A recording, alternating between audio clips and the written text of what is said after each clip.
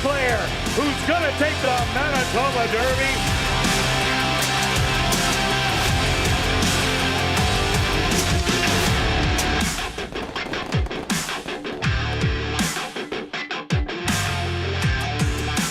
The Manitoba Jockey Club acknowledges that we are on Treaty 1 territory, and the land on which we gather is the traditional territory of the Anishinaabe, Cree, Anisininew, Dakota, Lakota, and Dene peoples, and the national homeland of the Red River Métis. We pay our respects to the First Nations and Métis ancestors of this land. And welcome everybody to ASD Live, brought to you by Manitoba Liquor and Lotteries. Day 30 on the racing calendar. Let's take a quick look back at yesterday's racing action. Who was hot? Well, 7 different jockeys and 7 different trainers ended up getting it done. So in the jockey standings, it's starting to really tighten up. As I said, Praven Badri did suffer a season-ending injury in the morning workouts, that being yesterday morning.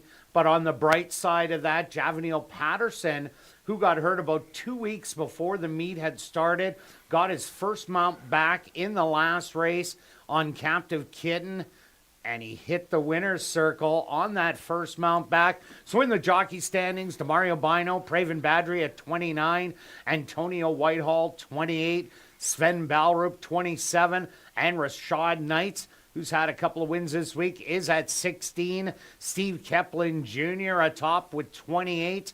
Michael Nault, 17. Jared Brown, 14. Tom Garterby Jr., 13. And Wendy Anderson, 12. Stretch, what did you see on the racetrack yesterday? Well, we've kind of talked about it with the rain and stuff. We had another early speed control. Basically, you got the lead. You could control the front end and just kind of kept going very fast or quick track out there. The trend after a rain, it kind of gets even faster, and that's kind of what happened with the Bugs Bunny clouds and stuff. The stakes victory, interesting of note. Welcome to Hollywood in the Manitoba Oaks. Yes, thank you. Jared Brown, Antonio Whitehall. Yes, this horse actually was 6 lengths above par that you would have needed to win that race. And the horse was geared down late. At the 8th pole, it was geared down. It actually also had the biggest victory on the day, not just our track, but anywhere in North America, 15 3/4 lengths on that. You checked all the charts? Yeah, I got it. No, you get the information. Oh, okay, I did not check that. There's a lot of charts to check. I got my people. Okay. The one big surprise I thought was Kitten winning the last race. Because basically it has been kind of speed holding, and this, as we know, the Kitten comes from the back, and if you check the chart, was dead last. Yes, it was, but it was a wild race, though, in a slow first quarter in 26, really slow, actually made the lead, but then everybody went after that. The second quarter was 23 3.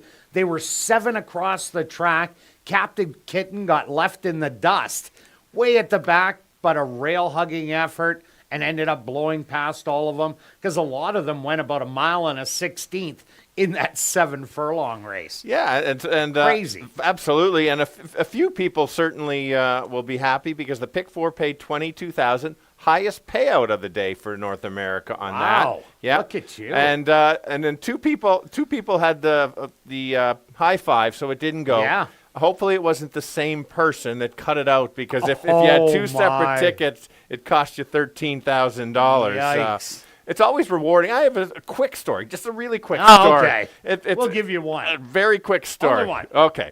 And the story is out getting the pool yourself. It's always exciting that. I've got that a few times. One time I actually got the pool, split it with myself, a superfecta pool. Wow. And so it's rewarding when you're the only one getting it. So congrats to the few people that got yesterday's. That's all. It was just a quick story on that. Yeah, I've got a couple of pool shots. Yeah. I got a Quinella pool once and paid $1,500. Nice. That's which hard is to kind of unusual in a Quinella pool. Absolutely. But it was bombs away.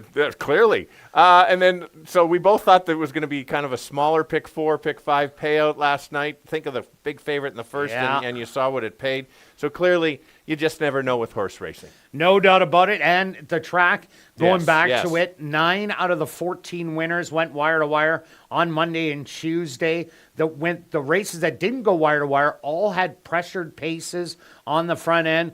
And then we got a deluge of rain this morning for about 45 minutes. The track wasn't sealed as there was morning training going on.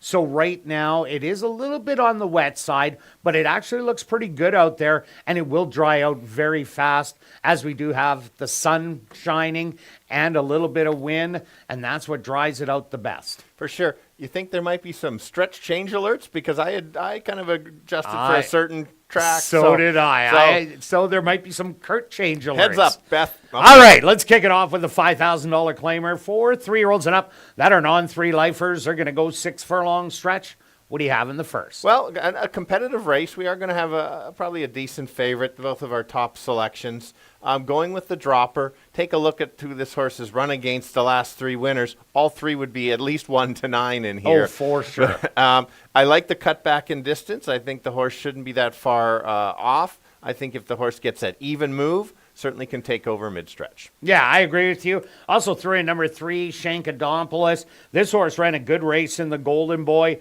chasing after Medicine Dog and Just Trust Me, who walked away with that race. Next time out, it went against older horses in the first level allowance, and that was the Lab Rat race where they went 47-113 and was right there before falling apart as they went so fast. Last time, a troubled start. There isn't a lot of speed in here, and if the track is playing a speed, this could be a great long shot. Yeah, no, I agree with you. I just couldn't take it because of the name. I went with the 2. You golfers, hardcore. I went with the 2 because I thought it was maybe the speed of the speed. I don't disagree with that other one you mentioned. This horse battled with Norm last time, and then Norm pressed on the turn and took over. Lost second late, so depending on what the 3 does or a couple other ones, maybe this horse gets loose and tries to steal it. We'll see how the track plays. It's certainly not going to be as fast as it was the first 2 days. Yeah, sure. The other one I like, number 4, Thusly Inspired. This horse ran a good race last time behind Lieutenant Norm. Just beat Lucky Appeal. Both the horses, 2 and 4, did get disqualified out of there for different incidences that did happen in the race. But Thusly Inspired had a big win 2 outs ago, and that kind of a running style fits this racetrack really well. Yeah, and I used the 6. Only one start here at ASD. Another dropper from the 10 down to the 5. That's a big angle there. I think the horse should improve. Take a look at the races at Remington Park last year. Those races certainly put this horse in the mix. 5-2-6. And I'm 5-3 and 4. Now we're carrying on to race number 2, a $5,000 claimer for 3-year-olds and up that are non-2 lifers. They're going 5.5 furlong stretch. What about this one? Was there any doubt who I was taking? Oh, there's no doubt about it. But which Air Force Reserve are we going to see today? Absolutely correct. That's the question. I have been waiting for this horse to drop to the claiming ranks. Runs decent races here and there. Shows me signs that just tease enough to keep this horse in there. Now in the claiming ranks. Also like the 5.5 furlongs. We've seen this horse go to the lead at times, and this year come off the pace, and that's why. So that's why I mean, which one are we going to see? I agree with you, and so as long as this horse pays $40 to win, I can get out on this horse. Yeah, so, I think it needs to pay more than that. Probably like $150 to win. Probably top selection the 2. How about your 3? Myself too. Number 3, Pickin' Riffs. Pickin' Riffs ran a really good race 2 outs ago behind Thusly Inspired. Last time out, had a wide trip every step of the way and just couldn't get into it. But it seems like it's one of these horses again. Good race, bad race, good race, bad race. And this should be the good race because the other one that was a good race was the win easily by 2 lengths. Another one with a really good running style. If it brings the best race, it could be a good upsetter. Yeah, I consider that one too. I went to the 5 is we'll see where the price sits, but this horse should really good speed going 7, cuts back. 2 back made that drop and then ran a nice race. I think this horse certainly can be there, maybe not to win it, but I like the morning line price. I think including the exactor or the try, so I had to include the 5. And the 1-horse Silver Jaguar. This was an easy winner at the 10-on-2 restricted race 3 outs ago, 2 outs ago. Really didn't get out of the gate well, and that cost it, but it was a tough race at the 10,000 wide open. Last time out was beaten by Dazzling Gold, Prairie Drifter. Both have since come back to win. So Silver Jaguar's best effort, definitely good enough, and a really sharp work coming in 48-1. Yeah, it makes sense why we both have it in there. 2-5-1. And I'm 2-3-1. Now we're going to carry on to race number 3, kicking off jackpot pick 5 wagering for this allowance optional $12,500 claimer, going 7.5 furlongs for 4 fillies and mares. Number 4, Destined to Dance. Make the jockey Roger Hewitt stretch. What about this one? Well, this is similar to the race last time. I just got to look at the right race. Yeah, I had 7-1-2, but I wrote it down wrong, so it came out. We can adjust. 7-1-6. So you're thinking it's 7-1-2? No, I like 7-6-2. I like better. ALL. Yeah, but all would be good. Here we go. 6 of the 7 horses came out of the July 23rd race, the 7th race. The one other horse came out of a different race on that day. Basically, I would say all 6 of them had some kind of trouble in the race. It's just a matter of what levels of trouble do you want to go with. And so I'm going back to the 2. I backed this horse last time. I thought the horse got stuck at the back, shuffled a bit, and finally got out. Was too far back to make up enough ground. So I certainly had to. This horse has to sit closer. If it sits as far back, same outcome. Just needs another clean trip like many of the others. Yeah, I went to number 7, Mineral Rights. If this horse goes to the front end, it might last a long way, as the racetrack has been playing his speed. If you look, there isn't any other speed in the race, but Mineral Rights has showed it going around 2 turns at Pleasanton in the past. Draws that outside post position, but it is 7.5, so has lots of time to go clear and try and steal it on the front end. Yeah, it's just going to be getting position. I had to go back to the 5. I wasn't a big fan of the 5 last time. This horse basically fell out of the gate. Oh, totally and then just ran wide throughout, probably ran an extra half and still won. So I had to include the horse. I know it won, but it had trouble as well. So I had to put that one right in there too. And the 1 Midnight Candy Storm also running really well, beaten by 3/4 of a length 2 outs ago to Iamila, Mineral Rights, and then came back and again lost a narrow photo to Catch the Dream, and Frankie's Girl draws the rail, an important position to show that late running style. Yeah, and well, like you mentioned, you can have the 6. I like the 6 too. Another one with a rough trip. I included this horse as my price horse in this field last time, and I didn't get full value because of the trouble. I think the horse likes the distance, should get the spot. We'll see how the track plays, and make that late move to try to get there. Absolutely wide open, 2, 5, and 6. And I'm 7-1-6. Now we're carrying on to race number 4, kicking off $50,000 guaranteed pick 4 wagering for this $7,500 claimer for 3-year-olds and up.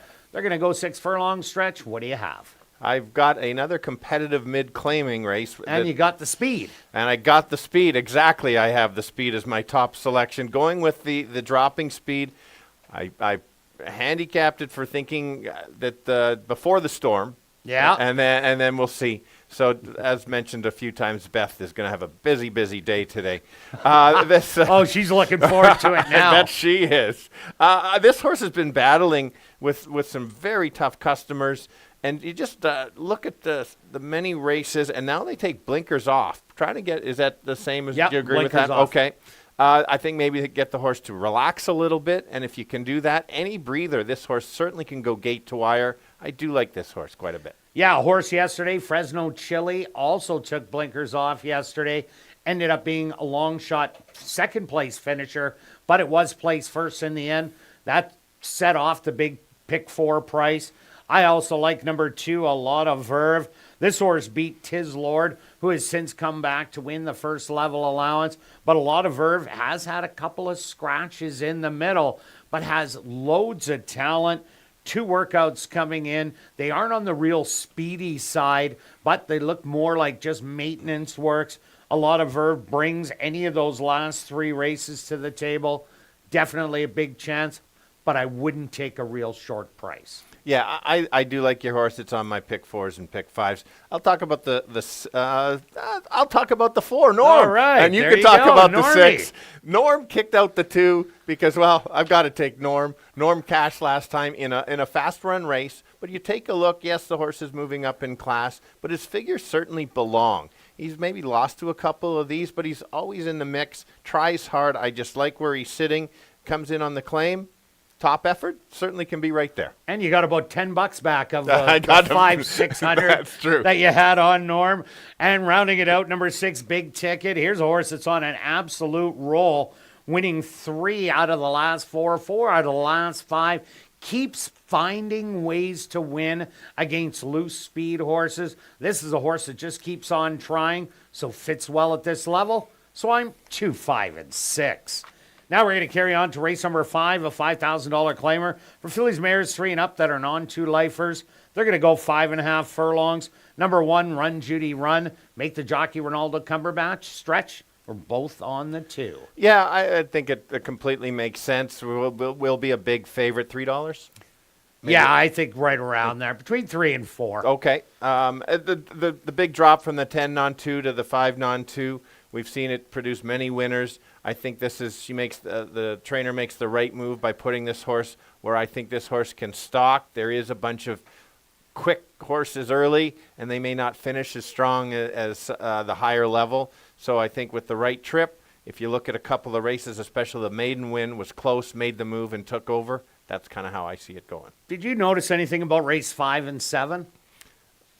No. They're the exact same condition. We had 16 horses enter in. Very good.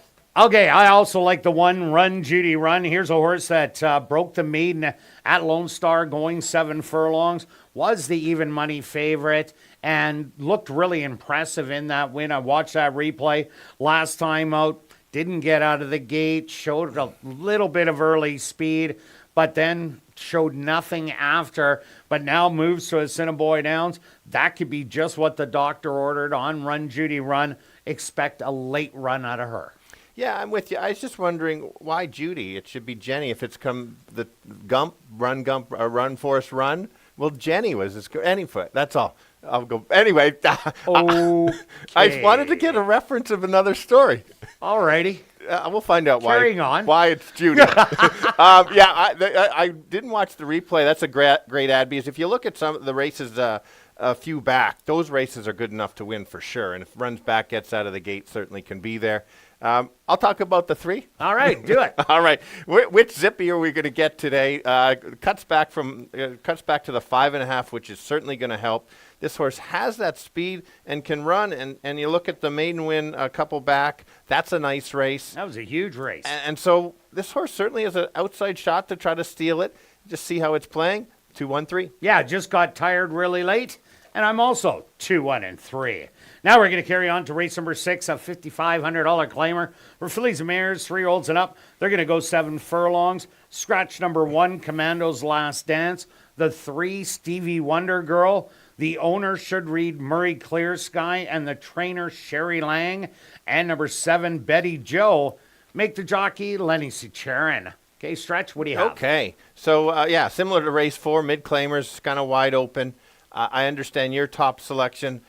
I understand why you left off the 3, because it had such a great trip last time. Yeah, that was an interesting one, wasn't it? Yeah, and so I totally understand why you don't have that. I went back to this horse because I think she's going to get the same kind of trip, and if she gets that same kind of trip, she did beat the rest of the field by open length. Yes, she had a dream trip for sure, but I think she can sit back and make the move. I'm not singling the 3. I absolutely have your 3 horses as well. Yeah, I went after Betty Joe, ran a big race 2 outs ago, but was battling on the front end. I think might be able to clear in here. And last time out, lost to East Coast Cowgirl, who I've been chirping about for 3 races now, as she's banged off 3 consecutive wins after losing to Load Abroad in her first start of the year, running a good second. So Betty Joe, this horse just keeps trying. Lenny Sicharin jumps back on. Now he knows the horse. So that's my top play. Absolutely could have made it. To add to that, I think the 7 was best in that race, had the wide trip, and East Coast had a good trip up the rail. Oh, great trip. And so the horse likes to win, but this one just had the tough trip. We're both on the 8, both on a nice long shot. This horse hasn't been very far off the top 2 selections on mine and yours as well. I think this horse has run some very good races against some tough horses, had a tough trip last time out. 4 wide every step of the way. Exactly. And now you're going to move inside. You get the scratch, so you move into post 6, getting it out there. And less speed. Post 7, and less speed for sure. It won't be 20-1, but I'd take probably 10 or 12-1 on this one. 3, 7, and 8. Yeah, the other horse I like, number 4, Diamond Grand. 4 starts this year, a win in 3 seconds. Had the win stolen away by the 3 Stevie Wonder Girl 2 outs ago. But the horse just looked so good that day, even though lost in the end. Didn't have a lot of experience going around 2 turns. Now showed a little better style and a more patient style last time out. I think it's in for a big race. That's why I'm giving you 7, 4, and 8. Now we're carrying on to race number 7. That's the other $5,000 claimer for fillies and mares 3 and up that are non-2-lifers, going 5.5 furlongs. Scratch number 5, Dawn of the Devil. Stretch, what about here? All right, a quick question. We got the same 3. Yeah, we do. A quick question. When you had the 16, how do you determine which? Do you just randomly go? Or Nope. First thing you do is owners and trainers, they get split up into 2 piles. So they're not in the same race. And then after that, it's absolutely random. You go back and forth till you had 8 and 8 in the end. Oh, good stuff. I did not know about that. Okay, good. That's others probably didn't either. Yeah. So well, there you go. Very info. good. Yeah. Yeah. The 3. I went with the 3 as my top selection. Will be the big favorite to close it off. You've got to determine something here. Last time. They went the mile. Did the horse not like going the mile? Did the jockey decide, you know what, we've had enough, we're just going to wrap it up? Or the horse, and so therefore the horse is fine, or is something not what she used to be? That's kind of determined. If you look at races 2 and 3 back, this horse would be very tough to win, to beat. The price will be low, not a win bet, maybe almost a key. But I had to make it my top selection. Yeah, it is close to being a key, but off that finish, I just couldn't key it. I also like number 7, Waiting by the Nile. This should be the speed of the race. Has been in the last few, and sitting back and trying to do the off-the-pace running style. Now that the track is playing a speed, at least the last 2 days, I think it's go time. Go to the front, try and last like it did when it did beat number 3, Art Nouveau, early on. Everything was left on the racetrack and just held on. I think that's the way Waiting by the Nile wins this one. Yeah, not to mention some trouble last trip in there as well, and you hit all the key points. We both got the 6, probably based on the right running style in here. I think this horse has been finishing up really well. I think if the others falter, maybe if the other ones are not top form and kind of are declining, this one, you know what you get, makes a late run. Might even be my show parlay to close it off. Oh, unless I beat you to it. It does come out of a key race, the last race, though. Well, that is true. I never make it there. Sneaky Situation did come back to win last night, but was disqualified by request. The second place horse also came back to win, so that makes Skylar's Fire fit right in this field. I'm also giving you 7, 3, and 6. Good luck with all your wagers this evening, and I'll be right back with the changes on this evening's Carter Racing.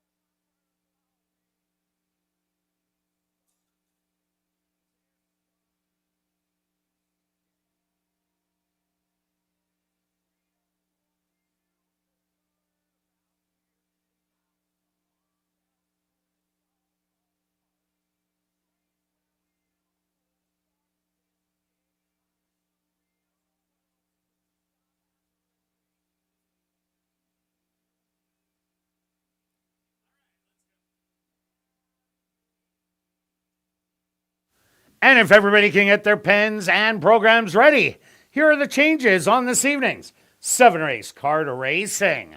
Turning your programs to race number 1, just a couple of overweights. Now turning your programs to race number 2, again, just some overweights. Now turning your programs to race number 3, the Kirt to Bay race. Kicking off jackpot pick 5 wagering. Number 4, Destined to Dance.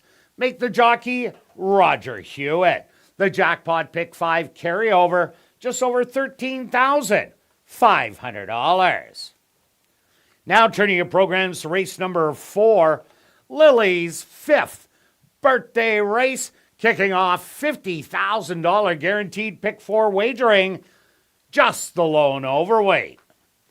Now turning your programs to race number 5, our VIP fan of the night. Number 1, Run Judy Run. Make the jockey Ronaldo Cumberbatch. Number 4, Awesome Wildcat will not run on Lasix. Now turning your programs to race number 6, our first of 2 classic high 5 races. Scratch number 1, Commando's Last Dance. Number 3, Stevie Wonder Girl. The owner should read Murray Clearsky, and the trainer, Sherry Lang. Number 7, Betty Joe. The rider change, Lenny C. Charon. There is a carryover in this evening's classic high 5 in race 6 of just over $22,000. Now turning your programs to race number 7. In race 7, scratch number 5, Dawn of the Devil. Well, it's turned out to be an absolute beautiful evening here in Winnipeg. Oh, we don't have to work today. You're Forrest Gump. That's amazing by the production crew. To do that so quick. That's impressive. They are absolutely awesome. And that so fits you. Yeah, Just it does. I appreciate it. Does. Under mostly cloudy skies, I see some sun there. Yeah. 25 degrees Celsius or 77 Fahrenheit. Almost no wind out of the west at 4 kilometers an hour or 2 miles an hour. And the track starting off listed as good. A good racetrack to kick off this evening's card of racing. We're going to kick it off right here in race number 1 that goes to post in 19 minutes.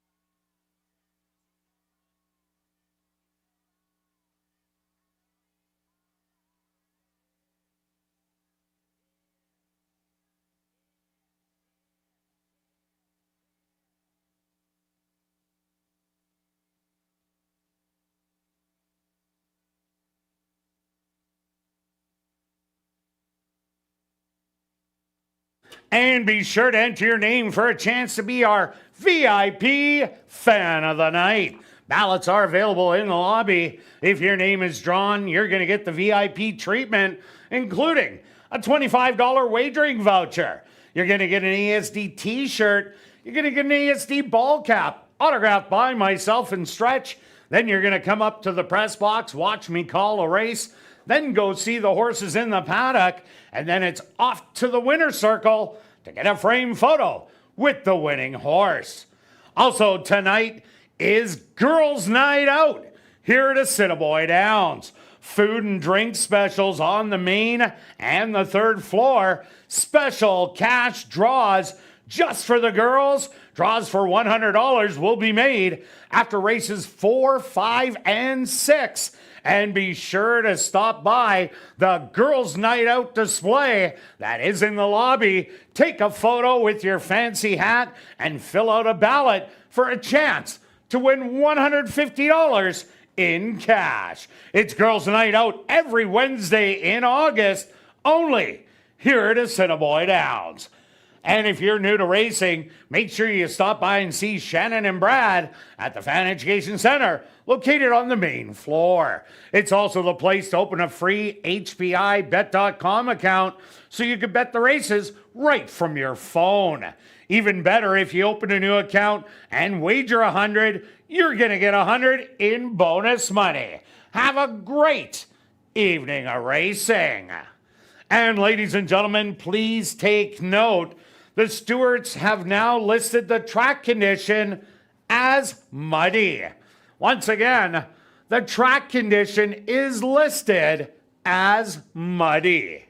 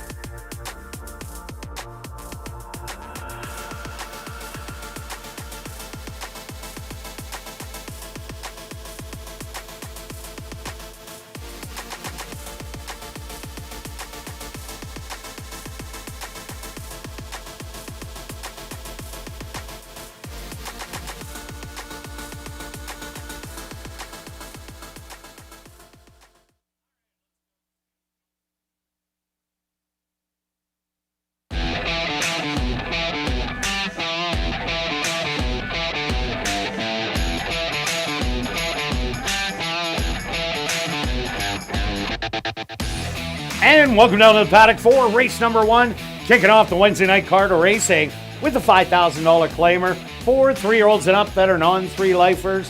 They're going to go 6 furlong stretch. Who do you like in the first? All right, let's. We've got Julie on camera today. Jake's had enough of us after 2 days. Oh yeah, that's usually enough one day. That's true. I can't believe Beth is still hanging around this with us. But here we go. Let's talk about the races. This horse is dropping from the 10,000 non-3 to the 5,000 non-3. That is a big drop. Just comparing who Big Walk has run against, No Show, Luca, Tis Lord has won, I don't know how many races, 3 or so? Yeah, went through the condition, non-2, non-3, and then open. another, yeah. So those would be big favorites. This horse should get a nice stalking trip. Figures are there and just can take over late. Yeah, another horse that did this drop recently was Lieutenant Norm. Yes, yeah. And was bet down to 10 cents on the dollar.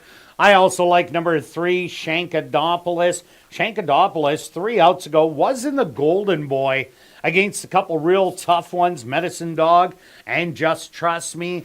Just Trust Me was in the Derby trial, ran second to Take Charge Tom, then went in the Derby, ran a little flat. So that was an exceptional field. Next time out, had to chase against Lab Rat, and they went suicide early fractions in 47 and 1, 113. But this horse wasn't far away and would have been about 114 for the 6 furlongs.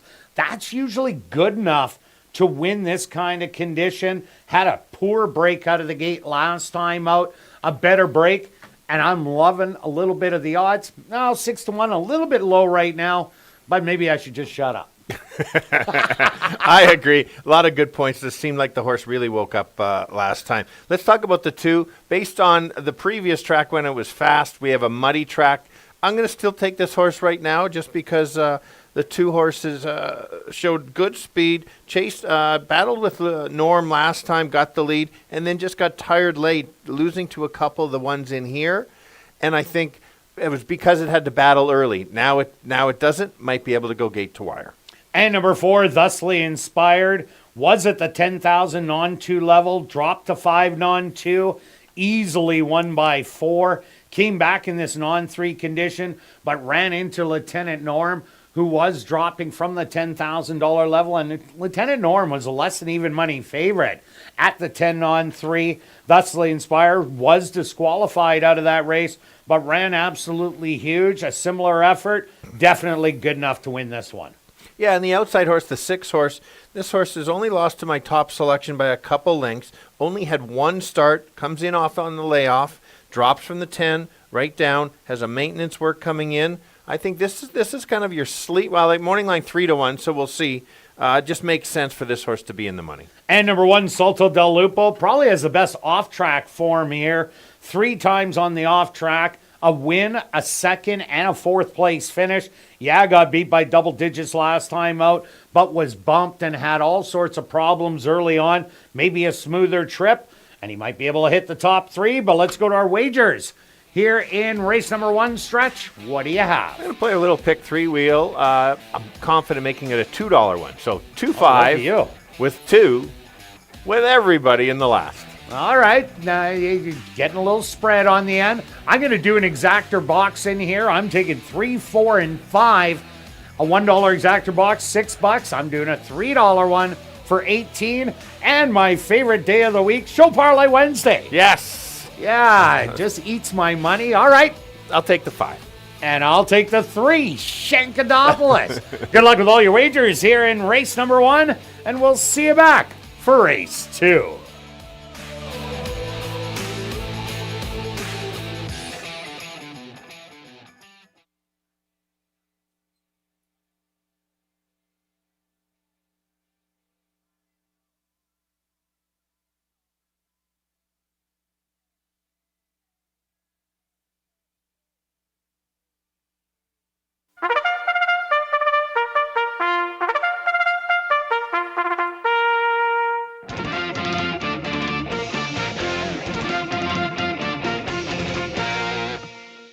The horses are on the track for race number 1. They're going to go 6 furlongs for $10,200. Number 1 is Salto del Lupo, owned by Murray Duncan and the estate of Gerald B. Stewart, trained by Murray Duncan with Dwight Lewis. Number 2 is Lucky Appeal, owned and trained by Ray Gardapi with Antonio Whitehall. Number 3 is Shankadopoulos, owned and trained by Andre Ellis with Arthur Badu. Number 4 is Thusly Inspired, owned by Sons of the Lane, trained by Lise Pruitt with Javaniel Patterson. Number 5, that's Big Walk, owned by Sunnyvale Stable, trained by Jerry Gorno with Lenny Cicerin. Rounding out the field is number 6, Aaron Spirit, owned by Dark Cloud Racing, trained by Judy Hunter with Siobhan Townsend. Rolling doubles and rolling pick threes. Here in race number 1, they'll go to post in approximately 5 minutes.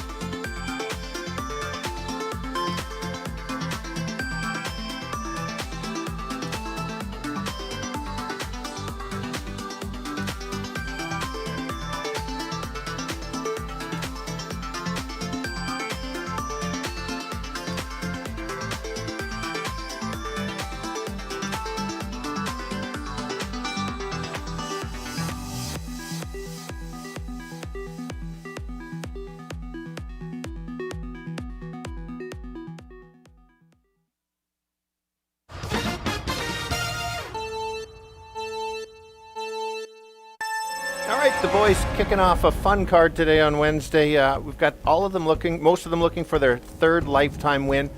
I'm going to start with the 5, currently at 8-5. I think that's about the right price. This horse drops in class from the 10,000 level to the 5. Runs back to the last 3 races, should be right there at the end. has that class to take over late. If the track plays anything close to the speed, watch out for the 2 getting 5-1. It's going to try to go gate to wire, go as fast and as far as he can go. Don't forget that one. And the other dropper in the class in the race is the 6. Lost to my top selection by a couple lengths, but only had 1 start. Should close the gap. So let's go 5, 2, and 6. Kirt. Yeah, Stretch, I'm with you on number 5, Big Walk. That is a big plunging class. From 10,000 to 5,000, no show, no call, was a huge favorite. The previous race, Lieutenant Norm, who did drop to 5,000 and win easy. Luca Grassi came back with a huge win. Tiz Lord, a lot of good horses on the form. Now dropping in, this is the right spot. I also like number 3, Shankadopoulos. Not a great form in the last 3 races, but 2 out of the last 3 tested real tough horses last time out, just didn't get out of the gate. This horse does have speed, and if it could hit the front end, it just might keep on going. And number 4, Thusly Inspired, was also at the $10,000 level 3 outs ago. Dropped in, got the win for 5,000, and then last time out ran a good second to the dropper Lieutenant Norm. So I'm going to give you 5, 3, and 4. Good luck here in race number 1.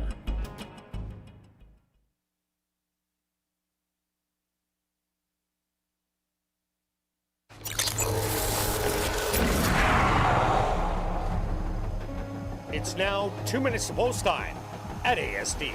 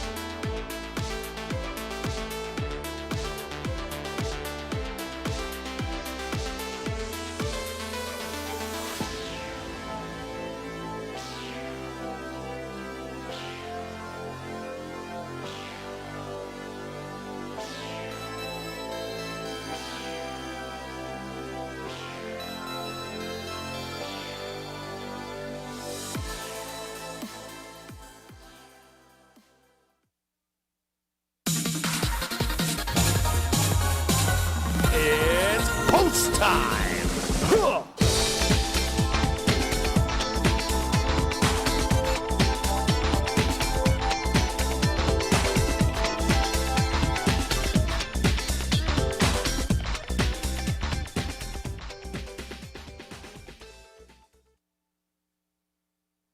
Salto del Lupo is the first one into the starting gate.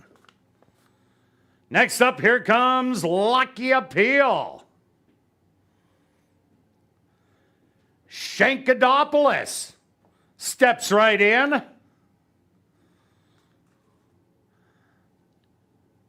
Thusly Inspired is in. Just two left to load. The even money favorite, Big Walk. And now just waiting on Aaron Spirit. The field is set. They're at the post.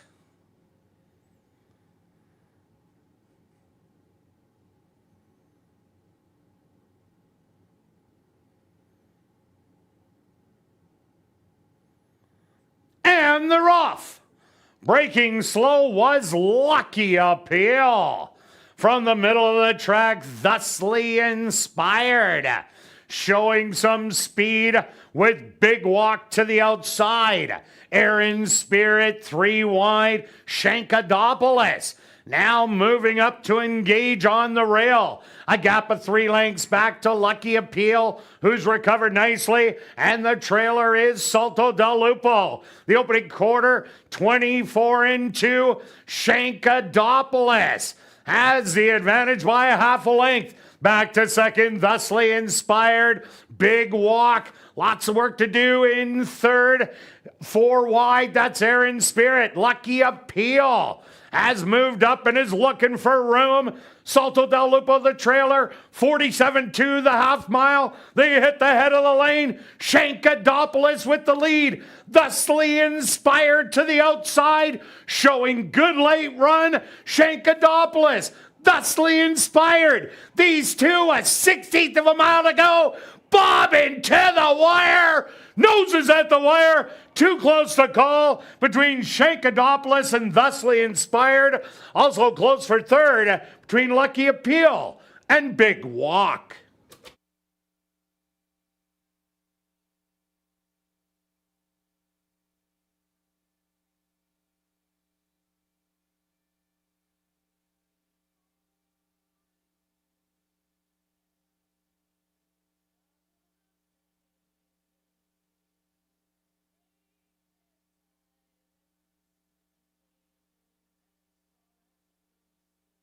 The stewards have requested a photograph to determine the winning horse. They went the opening quarter 24-2, the half 47-2. 5 furlongs, 1 minute and 1/5.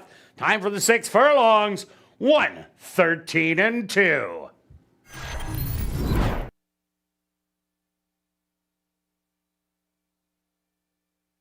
Results of the photo show the winner number 4, Thusly Inspired. Second goes to number 3, Shankadopoulos. Third to number 5, Big Walk. And fourth to number 2, Lucky Appeal.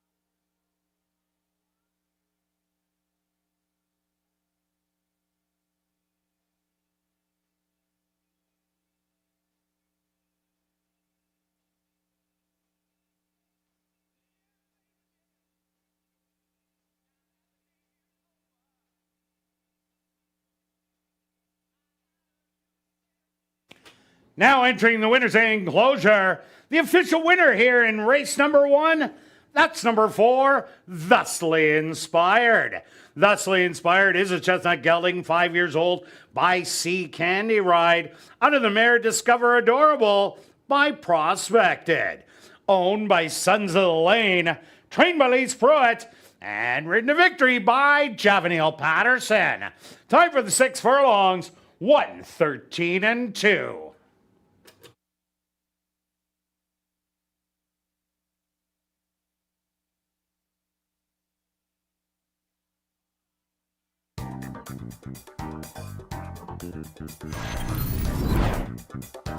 Race 1 is official in the upcoming second race. There are no changes. Rolling doubles and rolling pick 3s here in race 2.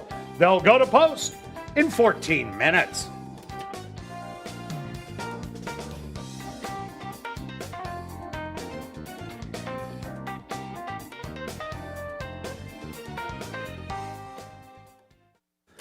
Assiniboia Downs has a 50-50 draw that takes place each and every race night. Tonight's jackpot is currently $610 and growing. Tickets are 1 for 10, 10 for 20, 50 for 50, or 200 for $100. You can purchase your tickets at Guest Services, the VLT Cashier's Cage, from the roaming 50-50 ticket seller, or just go online at 5050.asdowns.com. The draw will take place at 10 p.m. tonight, and proceeds do benefit Final Furlong and the Winners Foundation. And take note that you do not need to be in attendance to win. Just check our website at asdowns.com for the winning number. Also, don't forget to check out the 140 VLTs in our spacious Club West Gaming Lounge, located on the second level of the grandstand and open daily from 10 a.m. to 1 a.m. And tonight and every race night, we will be drawing for $500 in cash at 11:30 during Crazy Hour in the VLT Lounge, and it's absolutely free to enter.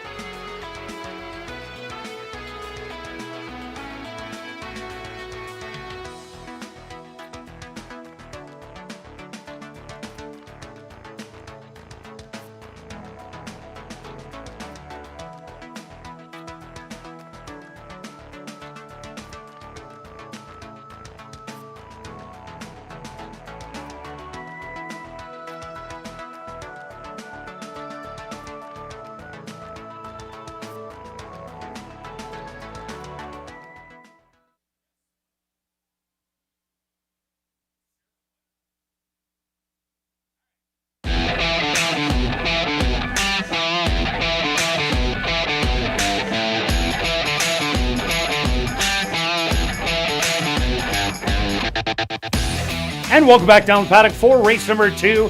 We have a $5,000 claimer for 3-year-olds and up that are non-2 lifers. They're going to go 5.5 furlongs. Quick look back at race number 1. Well, everybody wanted a piece of the front end, thinking that speed was still going to play well. Well, it did.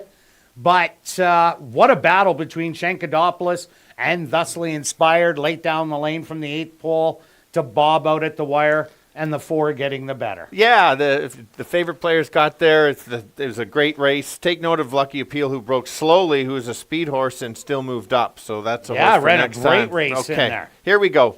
Let's start with the 2. Will be the favorite. 3-2 would be a nice price. I don't think that's what's going to be. This horse drops from the allowance level, so that means the horse couldn't be claimed. Has shown some very nice moves in the races. Just up against it in the competition, in the right spot, can go to the lead, but can also come off the pace. If you watched ASD Live, we didn't know what we were going to get. Speed or off the pace. Yeah, Fair Force Reserve runs that race that it did against Medicine Dog, where it was 5th by 10. Medicine Dog won by 9. So Sure. the horse ran a huge race in there, and if it makes the lead, could be long gone. I also like number 3, Pickin' Riffs. A little bit of an in-and-outer, good race, bad race. Well, it had a good race 4 outs ago, ran flat, then ran another good race, and then ran flat again. But what I like about the good races, they were at today's distance of 5.5 furlongs. So Pickin' Riffs, I'm throwing that last race out. I'm expecting a better effort today. And maybe there's a lot of speed in here. 1, 2, 5, 6. Even the 4 has speed. They might be 5 across the track in here. Very possible. I did use the 5 as my price horse in here. This horse showed speed at 7 furlongs. The race that it looked very good, winning its maiden, stalked on the outside. So I thought maybe may not get involved in a duel, but the cutback is going to help carry the speed a little bit farther. And so couldn't leave that one out. And number 4, El Muzzin, showed good speed last time out. Ended up tiring in the end, but this horse has run some really good races, going 5.5 furlongs back last year. And with that wake-up kind of race last time out, yeah, the horse was 100-1, and the favorite did win the race, but I just like how it showed pressure every step of the way and only faltered at about the 8th pole. So this race, 5.5, suits it a lot better. Absolutely. Let's take a look at the one along the rail. This horse can run big races and then not so good races. So it's a matter of what you get. Like the first race looked so good, looked like the touting from the previous year. Then a not a good race. Then last time, average at best.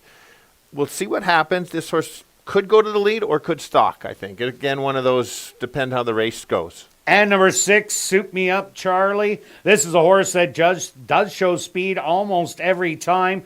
2 outs ago, didn't show speed at the $10,000 level, but did show some speed in there last time out, but ended up tiring as the even less, just a little over favorite.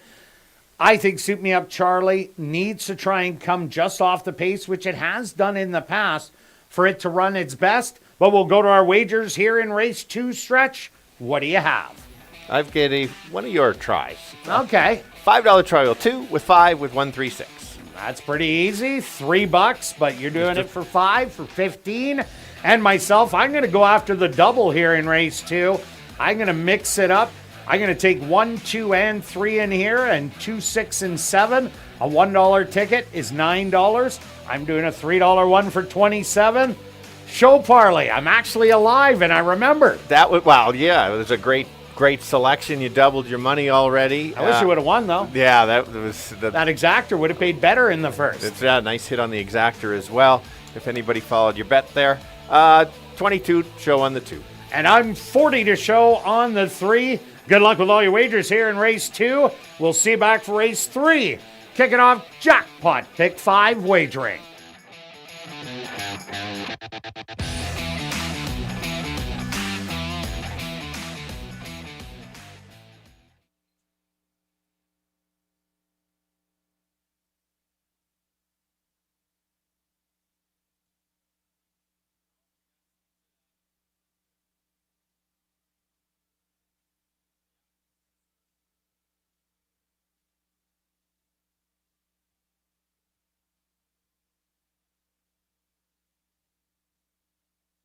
Ladies and gentlemen, the stewards have upgraded the track condition to good. The track has now been upgraded to good.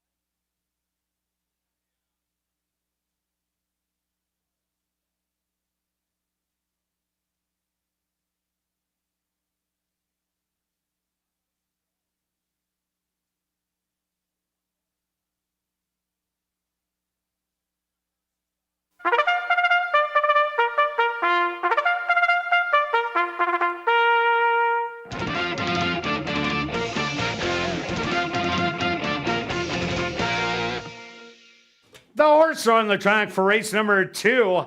They're going to go 5.5 furlongs for $10,100. Number 1 is Silver Jaguar, owned and trained by Mike Taphorn. Neville Stevenson aboard.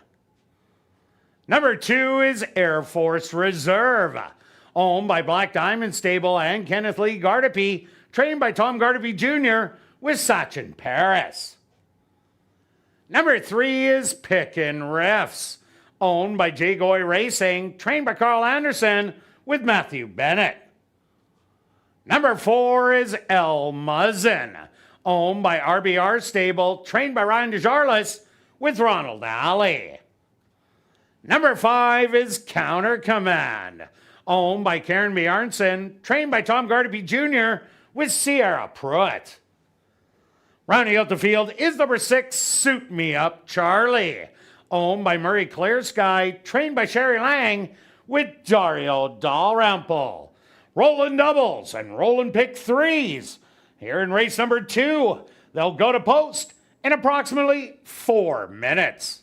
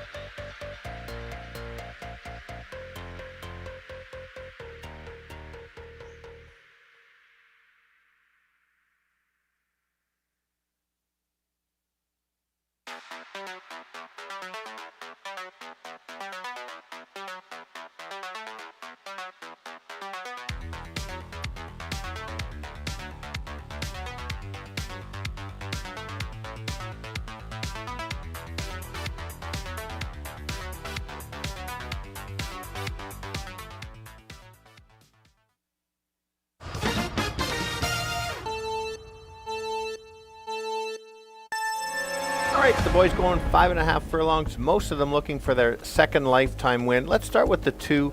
Dropping in class, was running against tougher competition, now drops to a little bit easier. I think today is the day for him. Can go to lead, can come off the pace. The distance is the right distance for him, just depends on the price. You want a long shot in here? Let's take a look at the 5. cuts back in distance from going 2 turns to the 1 turn, can show speed, but can also just sit on the outside and try to make a late move. And then the rail horse, Silver Jaguar, has ability, gets the rail. That might be the spot to be to upset the favorite, but I got 2, 5, and 1. Kirt? Yeah, Stretch, I'm with you on number 2, Air Force Reserve. This should be the speed of the speed in here, taking the big plummet from the allowance non-2 lifer, missing the 10 and going straight down to 5. If Air Force Reserve, you see on the front end, will be long gone. I also like number 3, Pick and Refs. The last 2 races at 5.5 furlongs was a win and a second place effort. Thusly Inspired, who we just saw win race number 1, throw out that last race. I think this horse is a contender at a price. And number 1, Silver Jaguar, shows speed, will be on the rail today, so that is a good position. So I'm going to give you 2, 3, and 1. Good luck here in race number 2.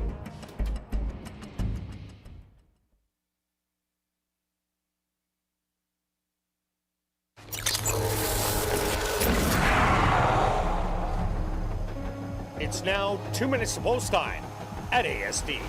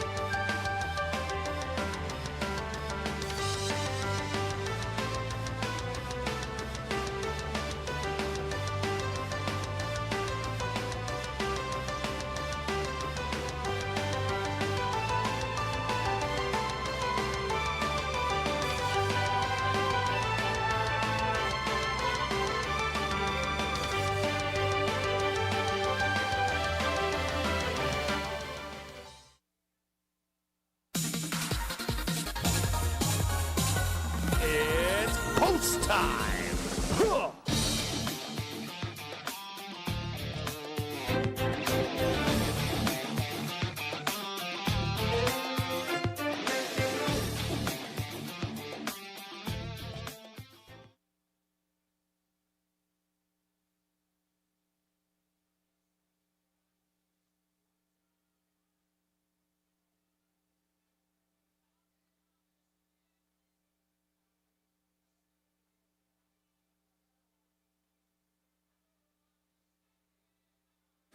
Air Force Reserve will be the first to load without jockey Sachin Paris. Once Air Force Reserve is in the starting gate, he will climb back aboard.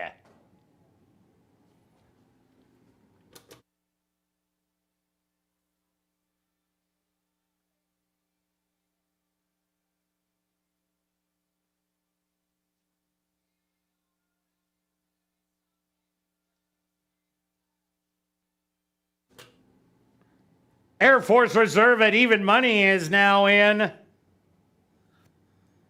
Next up, front gates are open for El Muzzin.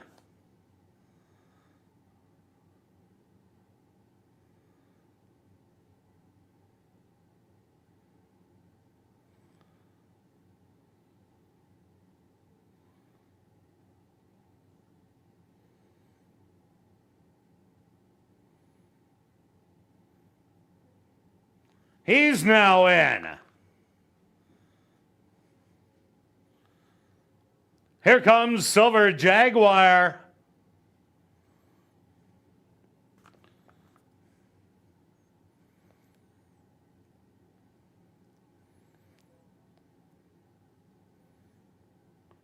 Picking Riffs will be next.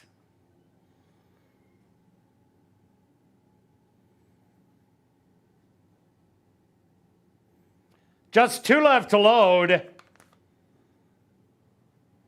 Counter command.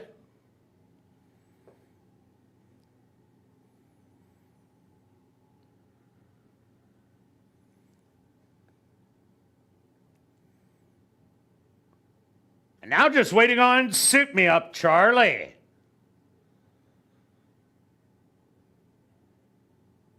The field is set. They're at the post.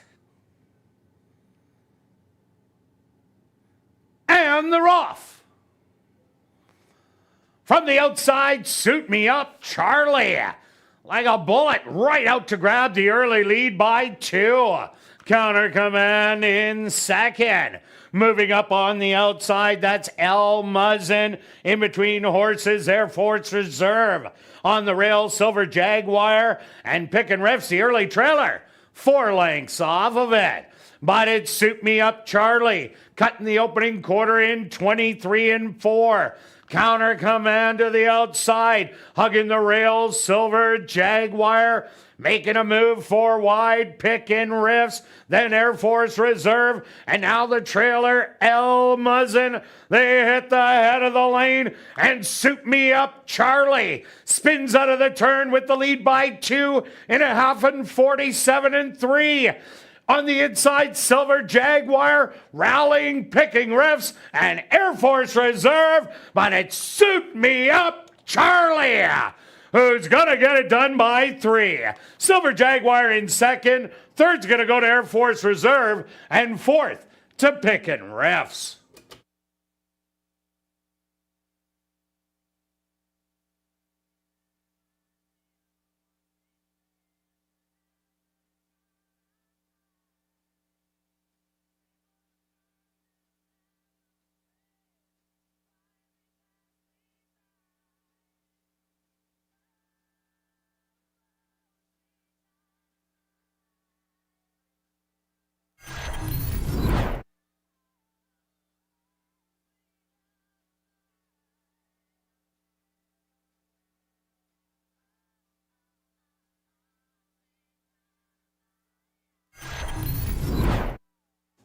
The stewards opposed to number 6, Suit Me Up, Charlie, as your race winner. Second goes to number 1, Silver Jaguar. Third to number 2, Air Force Reserve. And fourth to number 3, Pickin' Riffs. They went the opening quarter 23-4, the half 47-3. 5 furlongs, 1 minute and 2 fifths. Time for the 5.5 furlongs, 107-1.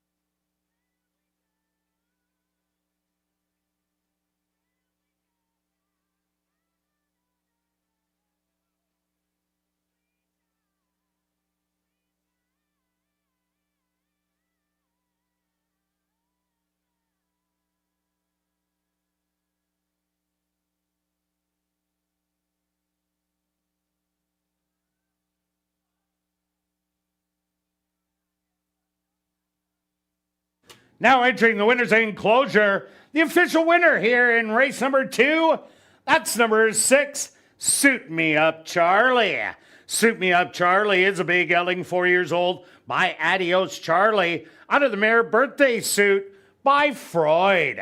Owned by Murray Claresky, trained by Sherry Lang, and ridden to victory by Dario Dalrymple.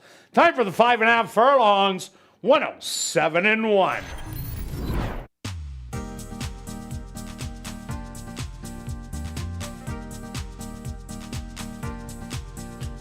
Race 2 is official in the upcoming third race. Jackpot Pick 5 wagering. Number 4, Destined to Dance. Make the jockey Roger Hewitt. We'll carry on with the rest of the changes in this evening's Pick 5. No changes in race 4. Turning your programs to race number 5. Number 1, Run Judy Run. Make the jockey Ronaldo Cumberbatch. Number 4, Awesome Wildcat will not run on Lasix. Now turning your programs to race number 6. Scratch number 1, Commando's Last Dance. Number 3, Stevie Wonder Girl. The ownership should read Murray Clearsky. Trainer Sherry Lang. Number 7, Betty Joe. Make the jockey Lenny Cicherin. Now turning your programs to race number 7. Scratch number 5, Dawn of the Devil. Jackpot Pick 5 wagering here in race number 3, the Kaori Taipei race. They'll go to post in 14 minutes.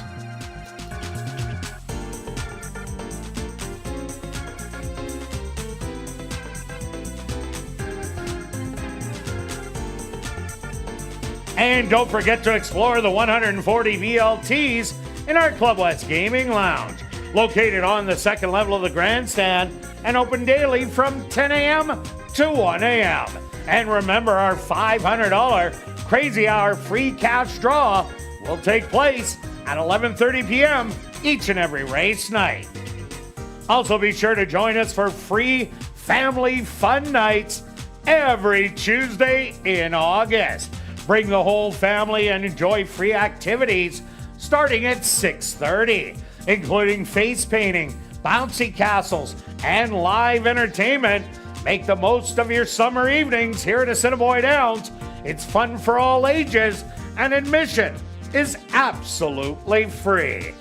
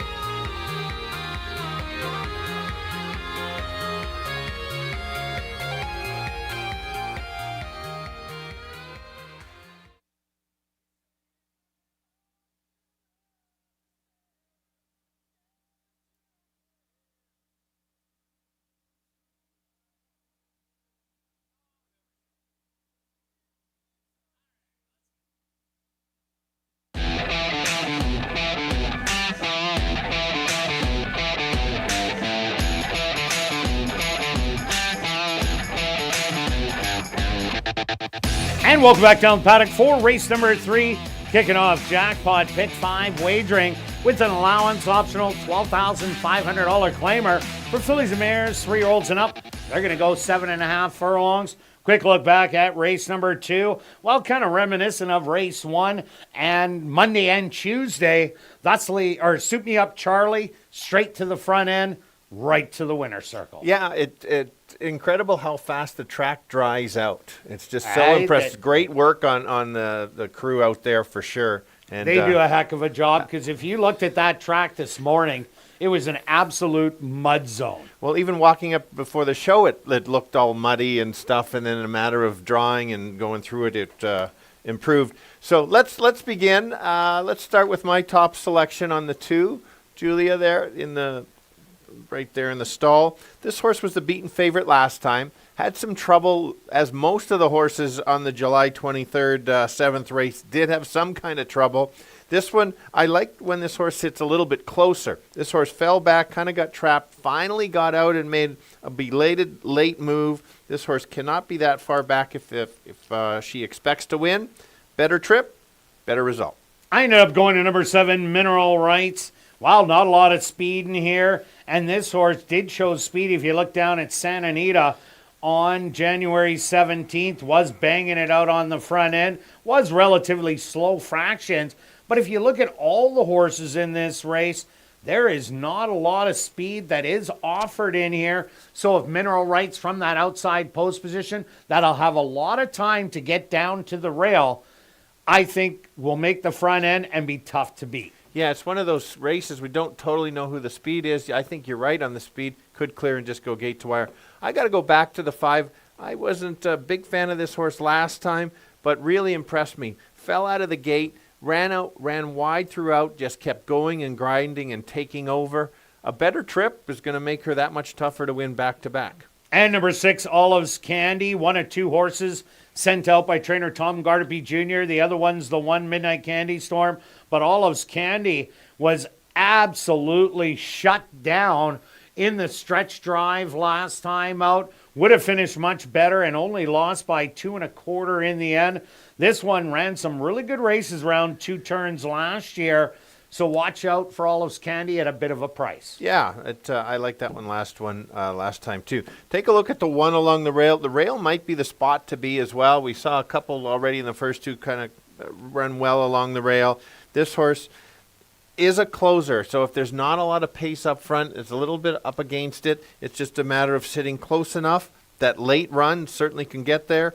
Doesn't mind the distance at all. And number 4, Destined to Dance. Roger Hewitt now riding. Destined to Dance has some experience going around 2 turns in the last 2 outings. Wasn't a 10-on-3 lifer. Only got beat by 3 in there. Last time out ran 7th. But again, only beaten by 2 lengths in the end. This horse will be a long price in here. And I like that a horse is competitive if it's within 5 lengths. So if you're going to get some big bomber price, maybe Destined to Dance might be worth chasing. Yeah, let's take a look at the 3. This is the one that wasn't in that same race. So you always decide, was that last race, the race on the 7th, or the 7th race on July 22nd, not very good or good. And so if you think it wasn't a great field, then you want to go to the 3. This horse has had a couple races for 5,000, is moving up in class. But if you look, this horse handles the 2 turns very well, including that race at Arapahoe and the other one, the Nebraska. It's not the Nebraska. Harris, Columbus. Thank you very much. That's a good race too. Thank you for how. That's a long shot. If you're a long shot player at 19-1, wide open race. Who gets the trip? Yeah, and it finally runs against the girls That's after 3 starts against the boys. All right, let's go to our wagers here in race 3. Jackpot Pick 5 time. Carryover building again. Over $13,000 stretch. What do you have? I'm taking a bit of a shot. I think it's going to pay well today. I don't know if I'll get the pool, but this first leg's pretty easy. So I'm pretty sure I'm moving on. I think you got it. Yeah, and then 2, 4, 5, 6, key in the 2, 3, 5, 7, 8, 3, 7 in the last. You can cheapen it if you got a winner in this one and key it. It makes it a lot cheaper. I don't. Yeah, I'm going to take 2, 6, and 7, then 2, 3, 5, 6.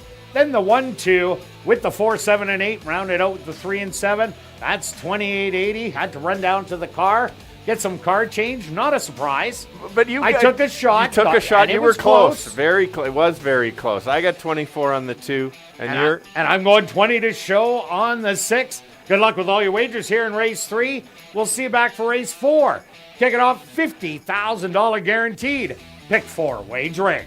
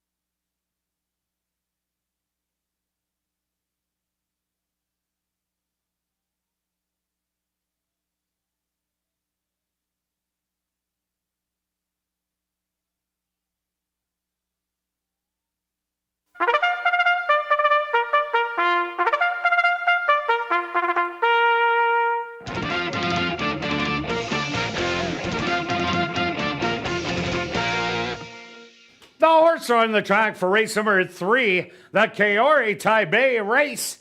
They're going to go 7.5 furlongs for $16,500. Number 1 is Midnight Candy Storm, owned by Dwayne Paulson, trained by Tom Gardapi Jr. with Rashad Knights. Number 2 is Catch the Dream, owned by Greenlaw Farms, trained by Carl Anderson with Matthew Bennett. Number 3 is TR's First, owned by Henry Witt Jr., trained by Jerry Gorno with Neville Stevenson. Number 4 is Destined to Dance, owned by Pan Am Racing, trained by Lauren Fraser with Roger Hewitt. Number 5, that's Frankie's Girl, owned by Wind Dancer Stable and Norm Suderman, trained by Wendy Anderson with Ronald Alley.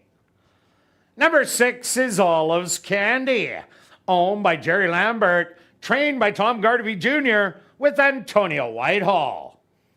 Rounding out the field is number 7, Mineral Rights, owned by Homer Thoroughbreds, trained by Jason Homer with Sierra Pruitt.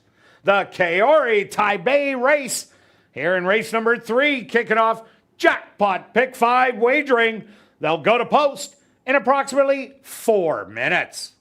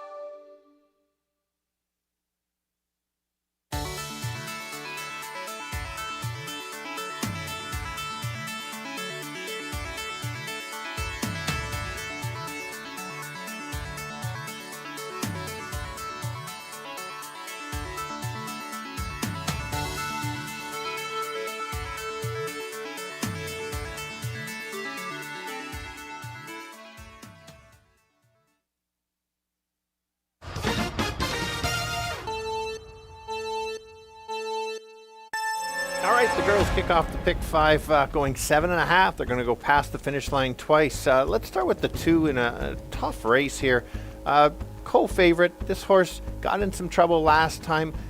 made a late close just to get beat at the end. Needs a better trip. Gets that. Certainly, I think, is the best in the race. The other one, the 5, struggled as well out of the gate, but then circled the field and still beat many of these already. Similar trip, certainly can win back-to-back. And a bit of the price horse at 6-1. That's the 6. Another one with trouble. Has the class. Needs to have a clean trip. Likes the distance. Could help the exactor of the try. 2, 5, and 6. Kirt. Yeah, Stretch, I ended up going to the 7 Mineral Rights. The track is playing his speed again, so I have to go to the 7. Showed good speed last time out, but faltered in the end, but only lost by a length. Anybody who will hit the front end in here, I think will open up a couple of lengths and will have a huge shot to win. I also like number 1, Midnight Candy Storm. Made up all kinds of ground, but just got up a little bit too late. Now gets the inside and gets the regular rider, Rashad Knights. The last time this horse won, he was aboard. And number 6, Olive's Candy. All sorts of trouble down the lane. Nowhere to go, a smoother trip. And the 6 could get up at 7-1. So I'm going to give you 7, 1, and 6. Good luck here in race number 3.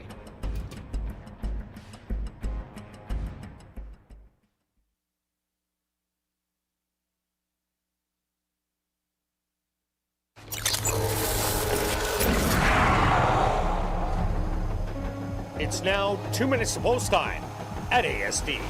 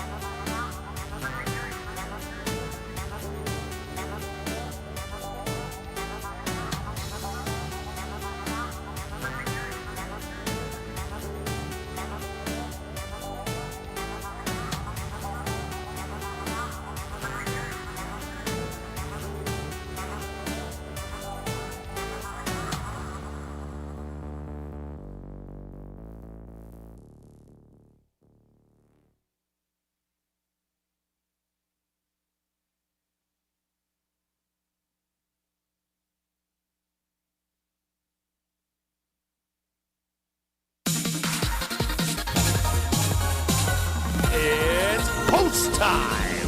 Huh.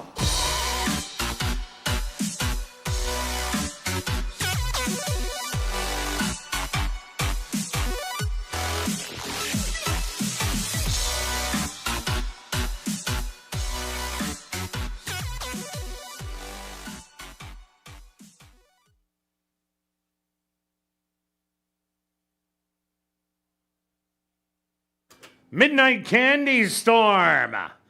The first of the girls into the starting gate. Next up, the current 2-1 favorite, Catch the Dream. TR's first walks right in. Next up, Destined to Dance. Here comes Frankie's Girl. Just 2 left to load. Olive's Candy.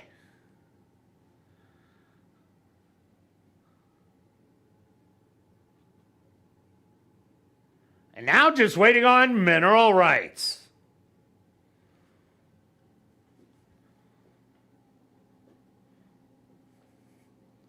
The field is set. They're at the post. And they're off. From the inside, TR's first. Hard hustle to get the early lead, but on the far outside, there goes Mineral Rights to grab the early lead. TR's first, back to second with Destined to Dance. on the outside in third. Then it's Frankie's Girl in fourth. Hugging the rail, Midnight Candy Storm with Catch the Dream, and the early trailer will be Olive's Candy. The opening quarter, 25-4, and Mineral Rights with that lead by a length. Destined to Dance chasing in second, moving up Frankie's Girl in third. TR's first in fourth. Then it's Catch the Dream. Olive's Candy has improved position. And now Midnight Candy Storm, the trailer, the half, 49-3. And Mineral Rights still has that same advantage by a length. Moving off the rail, Destined to Dance is starting to make a run on the rail. TR's first. They're coming to the head of the lane, and Mineral Rights still with the lead. Hugging the rail, TR's first is going to try and squeak through to the outside. Destined to Dance, a late rally from Midnight Candy Storm coming from the clouds, but it's TR's first. Midnight Candy Storm, TR's first is going to take it. Bombs away, $58. Second to Midnight Candy Storm, third to Mineral Rights, and fourth to Destined to Dance.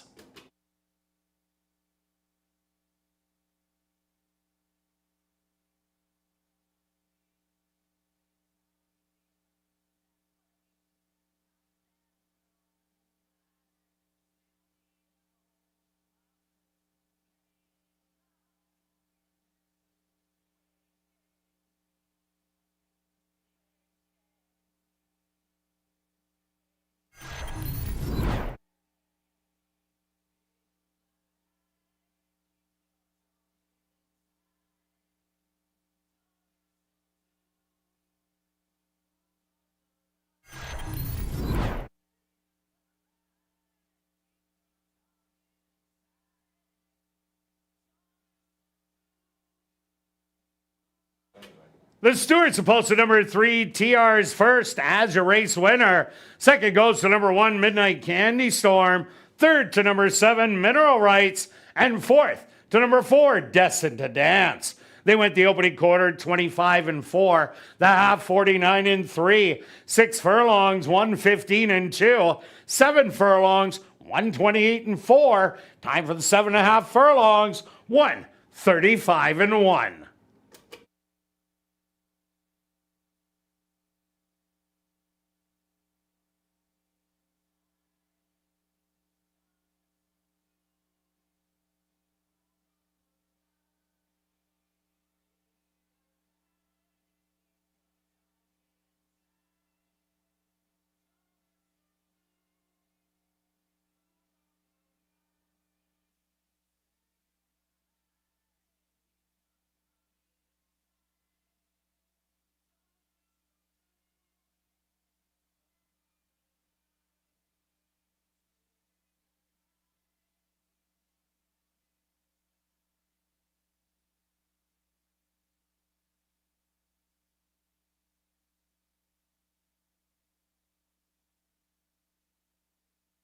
Now entering the winner's enclosure, the official winner of the Kiort Taipei race.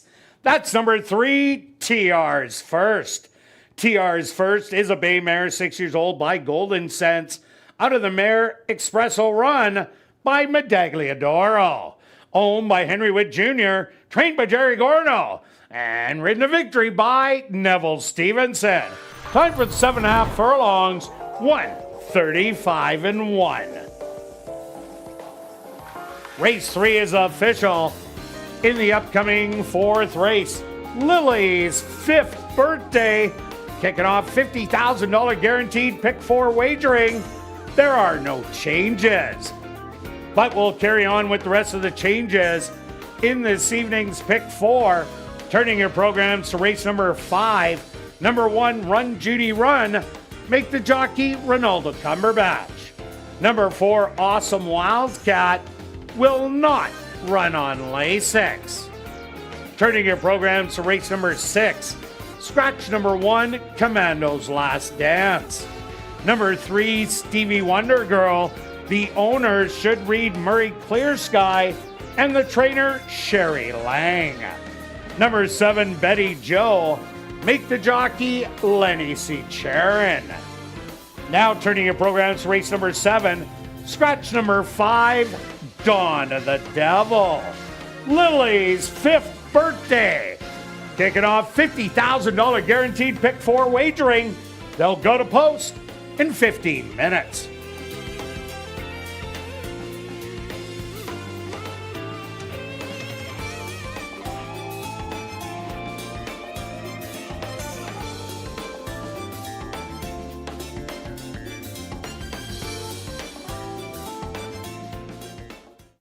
And we've drawn our VIP Fan of the Night. Congratulations goes out to Sean Lamont.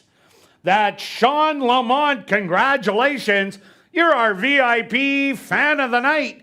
You have 10 minutes to report to guest services on the main floor, South End. And just a reminder to get your 50-50 tickets. The jackpot is currently $1,060 and growing. Tickets 1 for 10, 10 for 20, 50 for 50, or 200 for $100. You can get your tickets at guest services, the VLT cashier's cage, from the roaming 50-50 ticket seller, or just go online at 5050.asdowns.com. Ticket sales close at 9:50 p.m. The draw will be at 10 p.m. tonight, and proceeds do benefit Final Furlong and the Winners Foundation. And take note that you do not need to be present to claim your prize. Check asdowns.com for the winning number.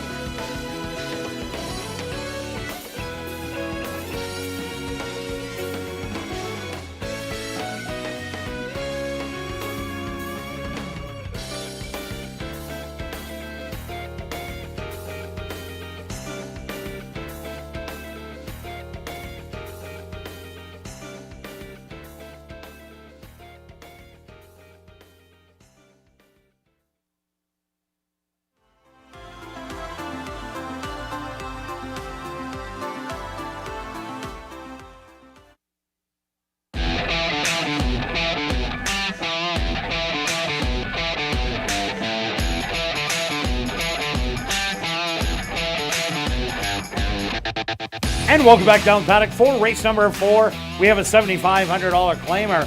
4 3-year-olds and up. They're going to go 6 furlongs. Kicking off $50,000 guaranteed pick 4 wagering. Quick look back at race number 3. Well stretch. TR's first. Hug the rail right behind the speed every step of the way. The rail opened up at the head of the lane. And TR's first went on to victory. Great handicap in that race.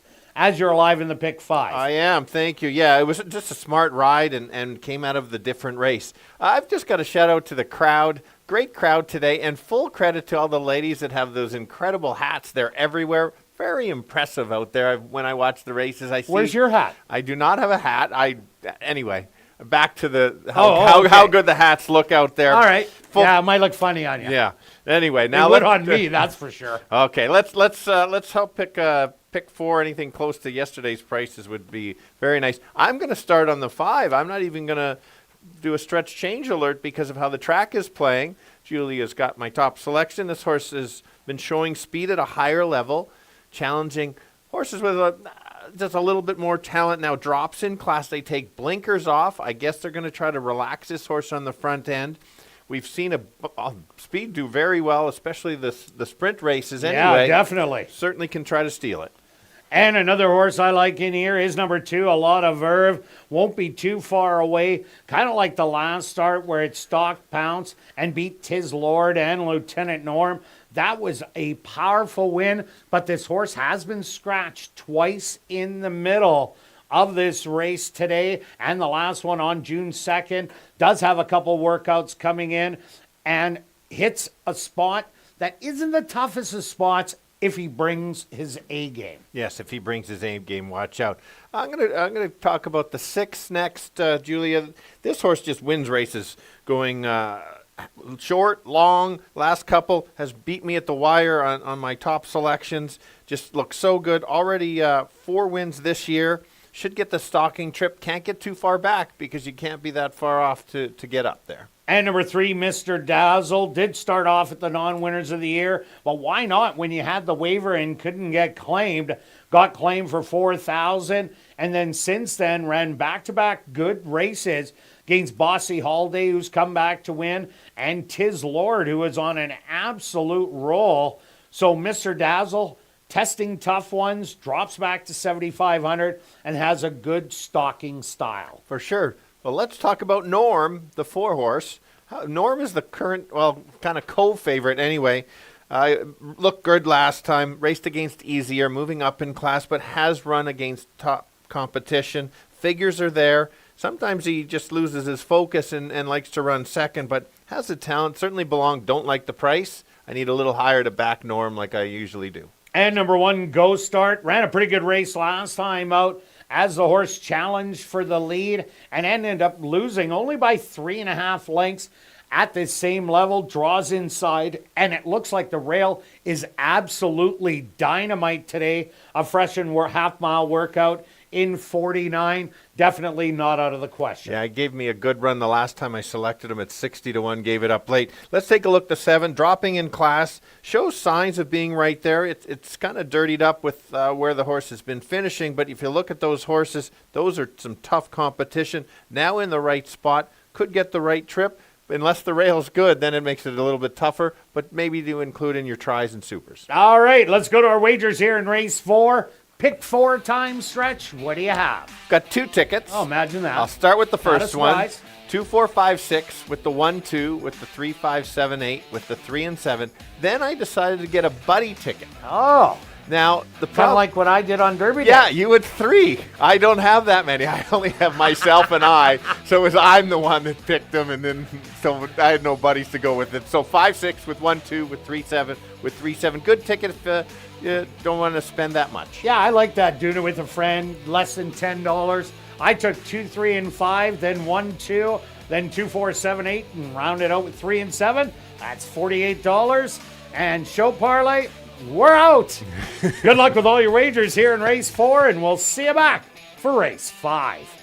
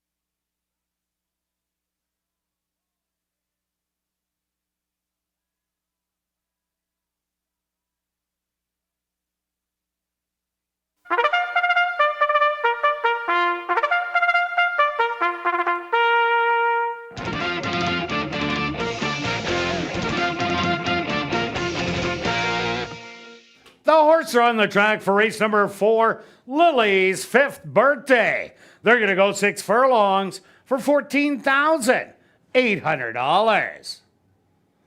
Number 1 is Go Start, owned by Back on Track Stables and Turn and Burn Stables, trained by Jennifer Jordan with Sierra Pruitt.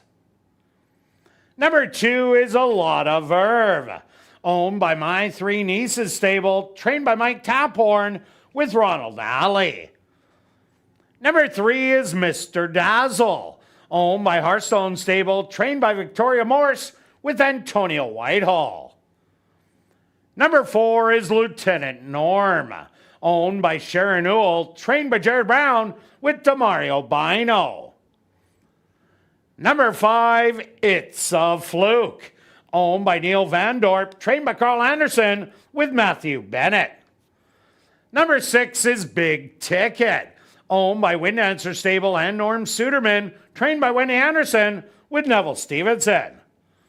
Rounding out the field is number 7, Curly Asa, owned and trained by Norbert Kashane with Sven Balrup. Lily's 5th birthday, kicking off $50,000 guaranteed pick 4 wagering. They'll go to post in approximately 4 minutes.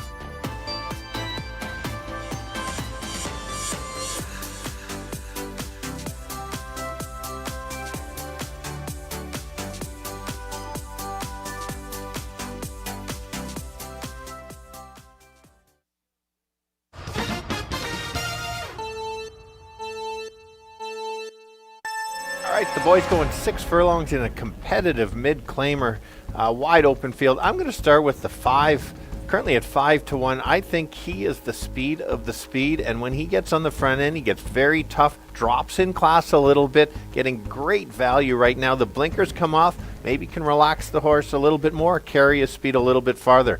Others to take a look at is the 6. He just wins races. He's won 4 of the last 5 at different distances. Won't be on the lead, probably sitting 3rd or 4th, try to make a late run. And don't forget about Norm, that's the 4, currently at 2-1. Don't like the price. He likes to be always right around the winner's circle, but not always get there. But you got to leave him in there. 5, 6, and 4. Kirt. Yeah, Stretch, I ended up going to number 2, A Lot of Verve. Comes off a win last time out, beating Tiz Lord. Tiz Lord, after going through the conditions non 2 and non 3, won an open $10,000 race.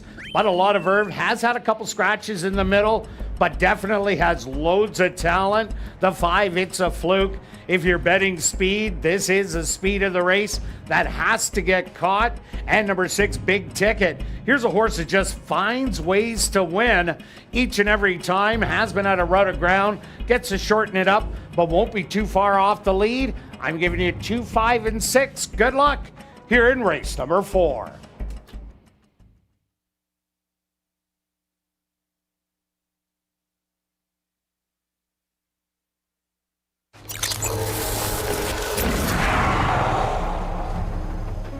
It's now 2 minutes to post time at ASD.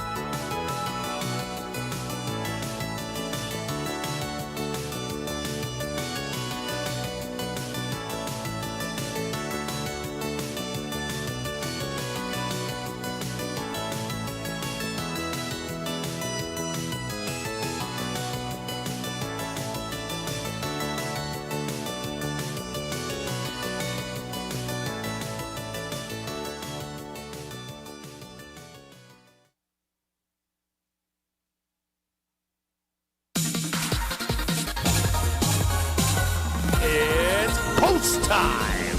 Huh.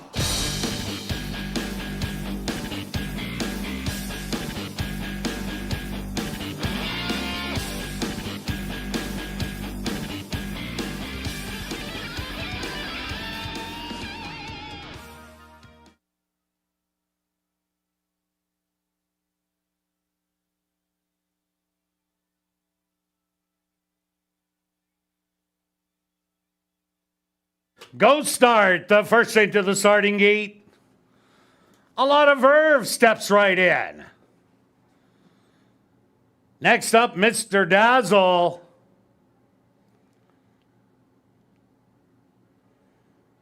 Here comes Lieutenant Norm.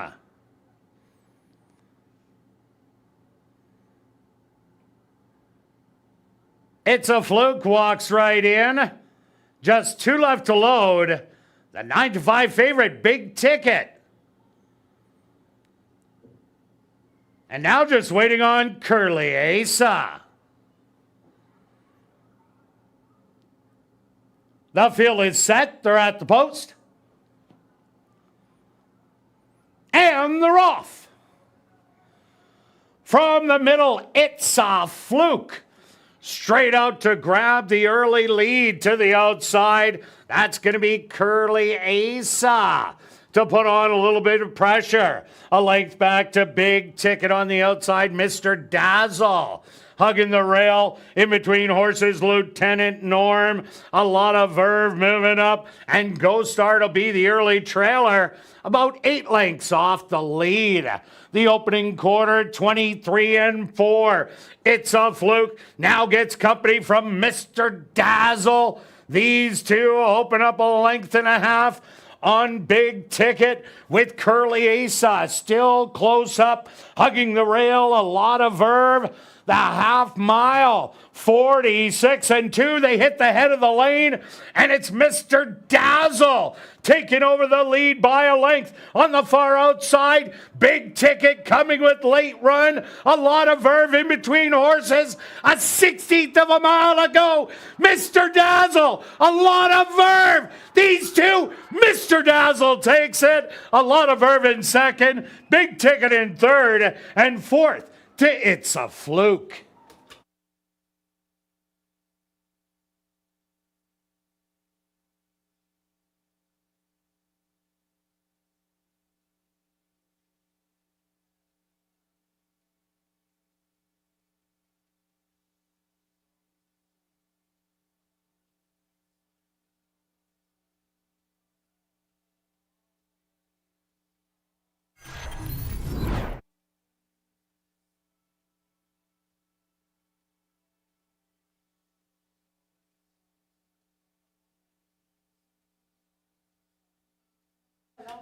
The stewards have requested a photograph to determine the winning horse.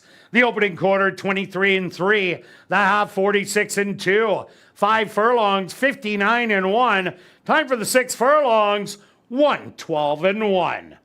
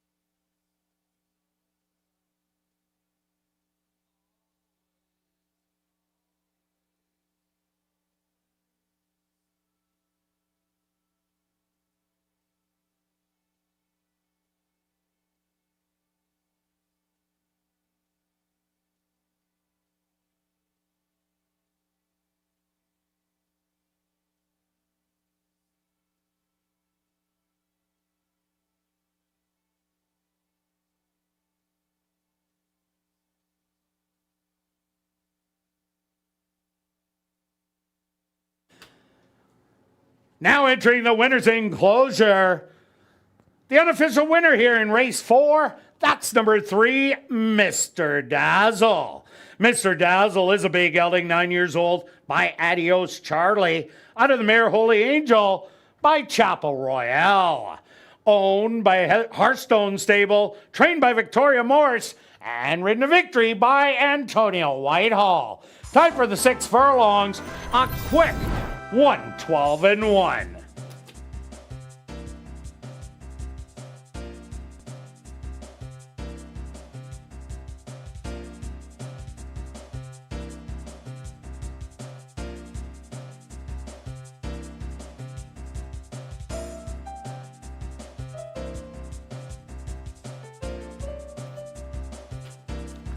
Race 4 is official in the upcoming 5th race.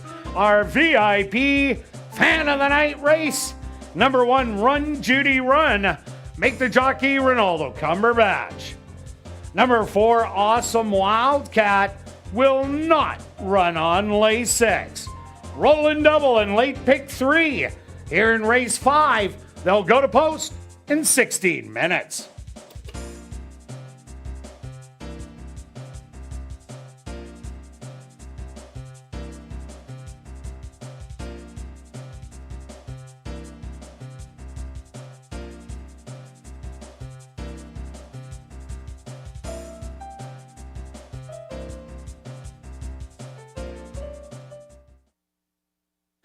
And ladies and gentlemen, we've drawn our first girls' night out cash draw winner. Winning $100 cash. Congratulations goes out to Karen Sparrow.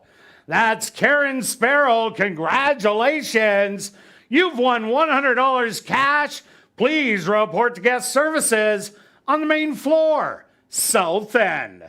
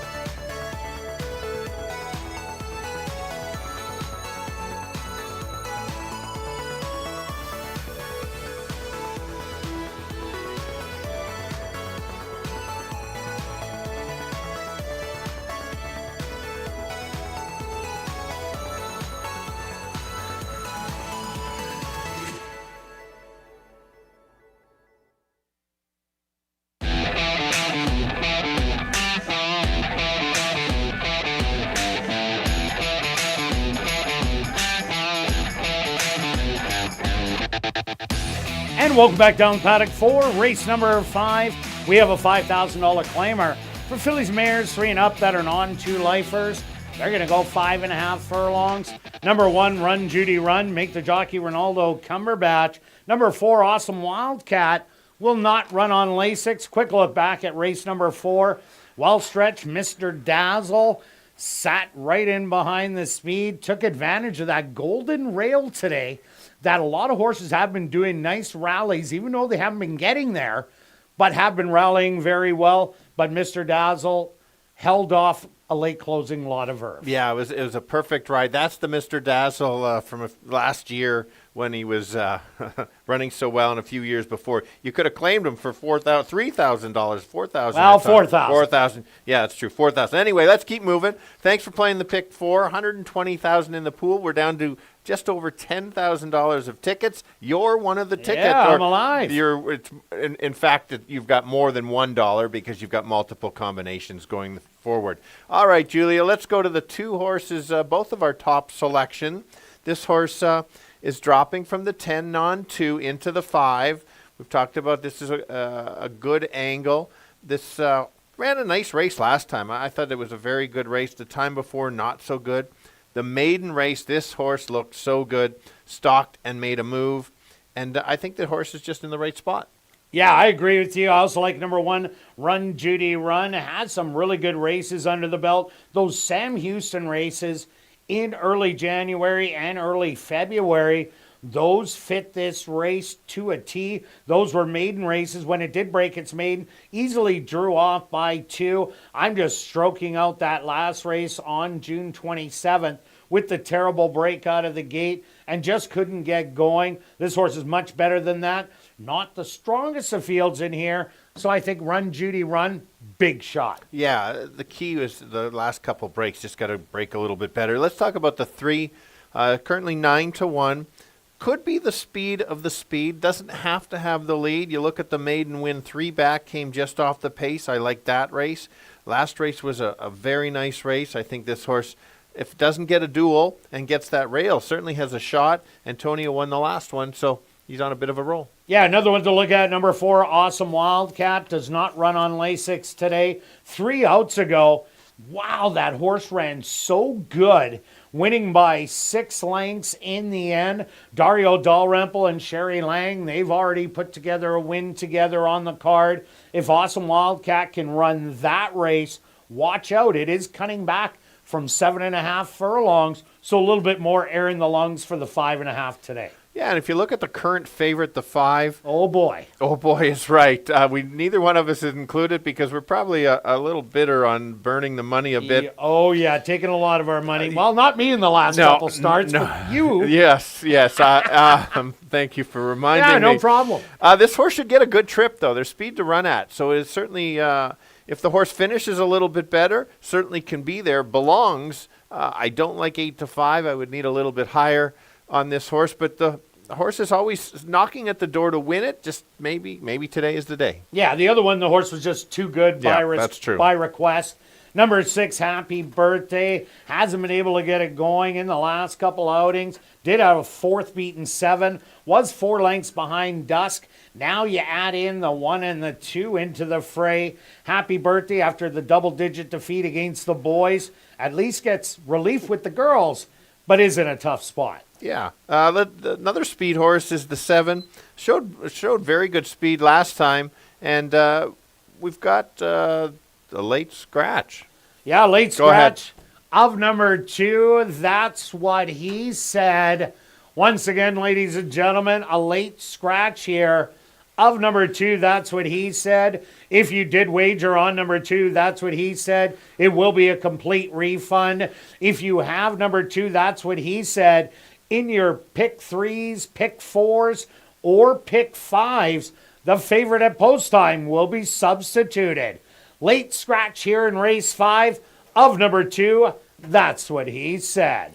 On to Blue Tango. Yeah, Blue Tango, another speed horse, cleared from the 10 hole and ran a very nice race in July 9th, and then the last time not as good. Just this horse has the ability. The horse runs better when Paris is the rider, and you always twig on that, and I think that might be the key especially two back. Maybe he's the long shot to steal it. Yeah, some jockeys just know certain horses really well. Kind of like Antonio Whitehall and Mr. Dazzle. Yeah. I think he has almost every win on Mr. Dazzle. And number 8, Press On Baby. This horse actually showed a lot of late run last time out. Was beaten by 8 1/4 in the end. But that was a little bit of a wake-up call. The previous two, beaten by double digits in both of them. So I think Press On Baby, I might throw this one in the bottom of my supers. All right, let's go to our wagers here in race 5. They have been shaken up with that scratch of number 2. What are you going to do, Stretch? I don't have a bet here. You don't have a bet? So you know what? I'll make it a $1 pick 3. 1-5 with 3. So the same amount because the 2's not running. Thanks, Beth. And there we go. Okay, and mine's going to be real easy. 50 to win on the 1. Whoa. Look at you, Kirt, stepping it up. I like it. That's bold, but you're always bold when it comes to kind of like that. Oh, baby, let's try it. All right. Good luck with all your wagers here in race number 5, and we'll see you back for race 6. Classic high 5 wagering with a carryover of just over $22,000.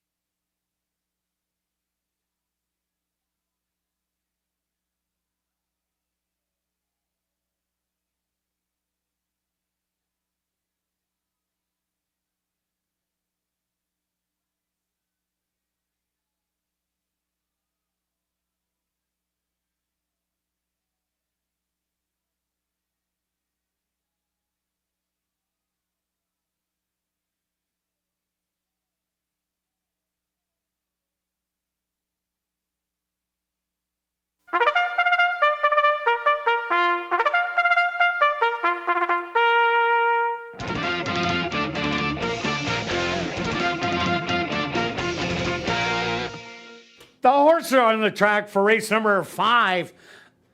Our VIP fan of the night race.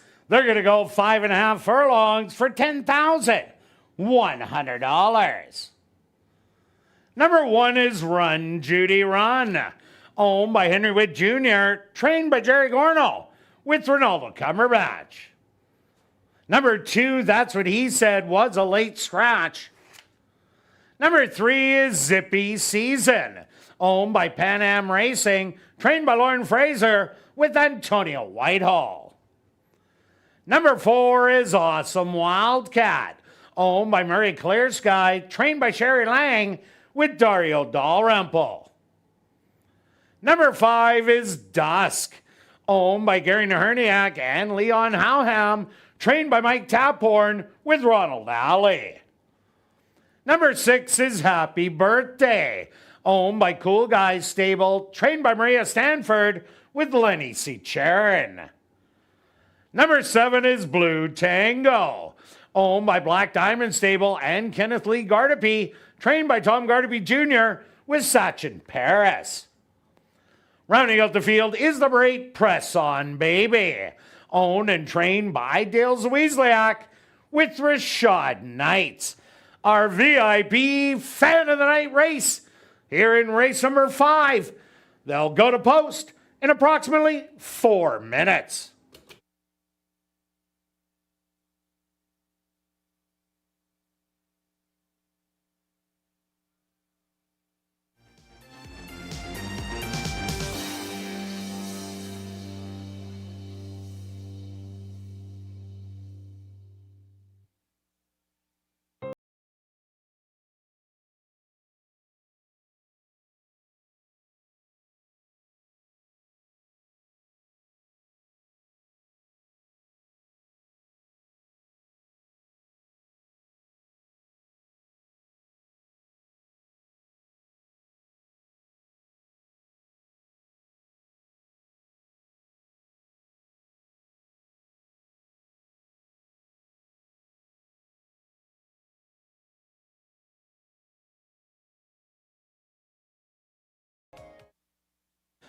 Ladies and gentlemen, turning your programs back to race number 4, we had 3 claims to report.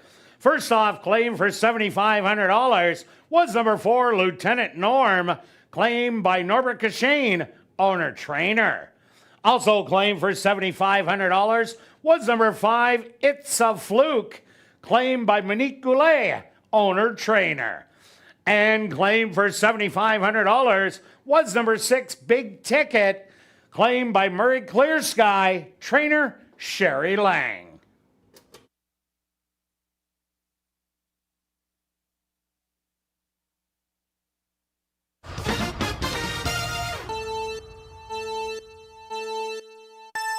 All right, the girls going 5.5 furlongs, all looking for their second lifetime win. Big scratch, so that moves up my top selection to the number 1 spot.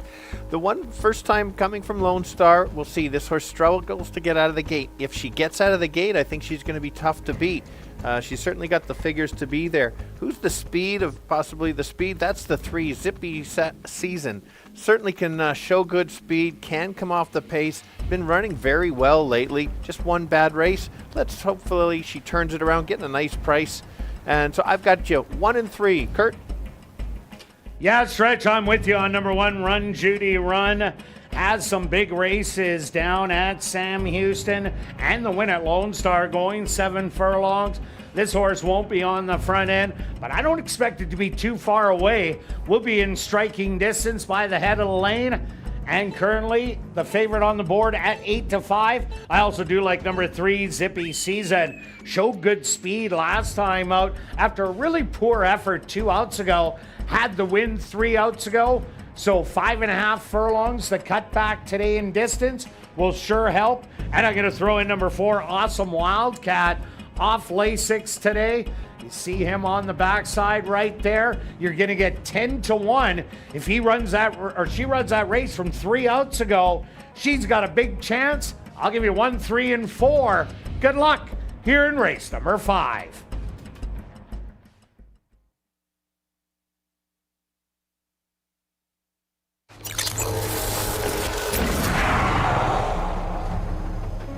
It's now 2 minutes to post time at ASD.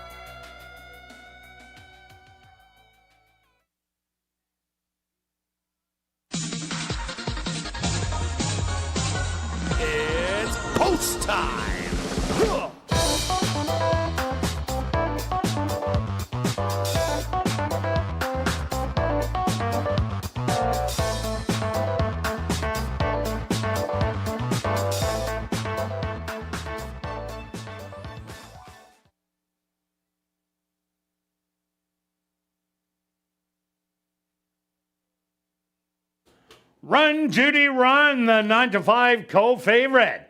First into the gate. Zippy Season is in. Here comes Awesome Wildcat. Dusk, the other 9-5 favorite, walks in. Happy Birthday is in. Just 2 left to load. Blue Tango. And now just waiting on Press On, baby. They're all set. They're at the post. And they're off. From the inside, Awesome Wildcat pointed out to grab the early lead on the rail. Run, Judy, Run. Up close in second. 3 wide, Dusk in between horses. Zippy Season. Right behind them, Blue Tango in 5th. 3 more back to Happy Birthday and Press On Baby, the early trailer. 23-4 the opening quarter. And it's Awesome Wildcat opening up the advantage to 2 lengths. On the inside, Run, Judy, Run with Zippy Season. 2 more back is going to be Blue Tango and Dusk. They hit the head of the lane. The half, 47-3, and now Run, Judy, Run takes over as the leader as they're coming to the 16th pole. Awesome Wildcat trying to fight back, but Run, Judy, Run is going to take it by a length and a half. Second, Awesome Wildcat. Third to Dusk, and 4th to Zippy Season.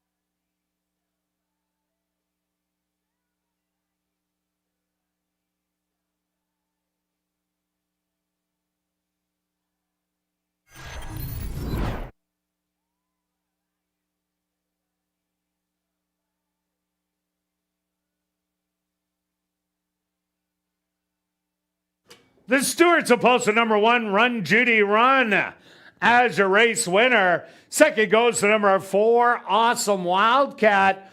Third to number 5, Dusk.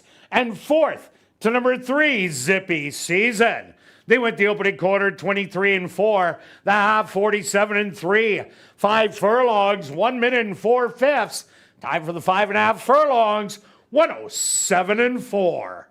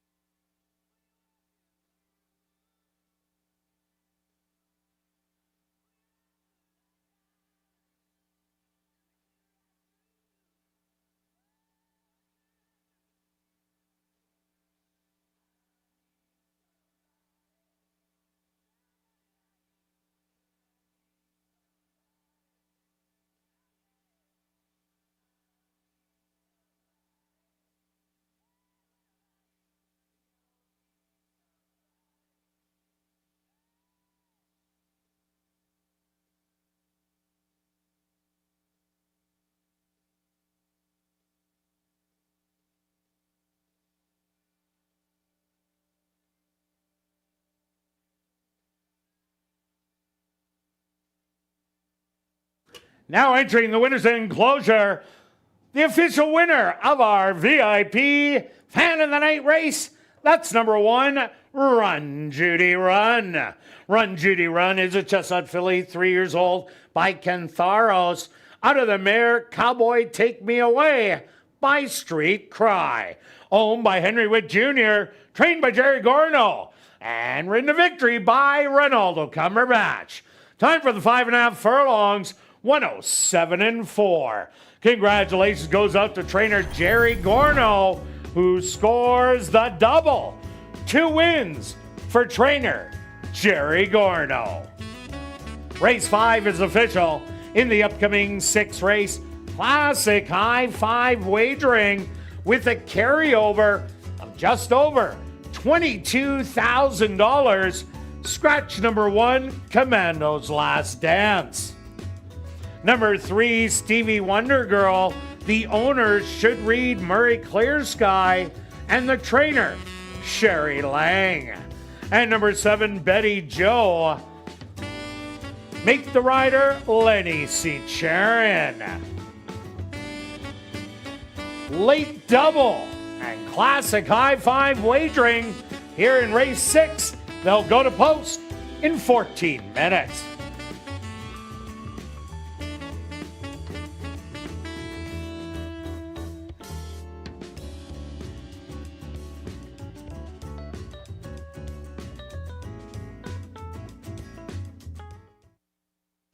And ladies and gentlemen, we've drawn another winner in our Girls Night Out cash draw.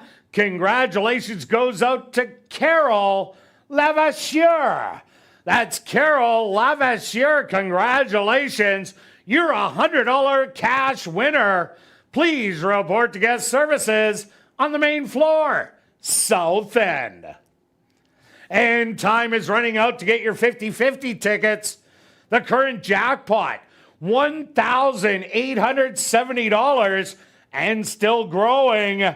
Tickets 1 for 10, 10 for 20, 50 for 50, or 200 for $100. You can get those tickets at guest services, the VLT cashier's cage, from the roaming 50-50 ticket seller, or just go online at 5050.asdowns.com. Sales will close at 9:50 p.m., little over 22 minutes away. You don't want to miss out.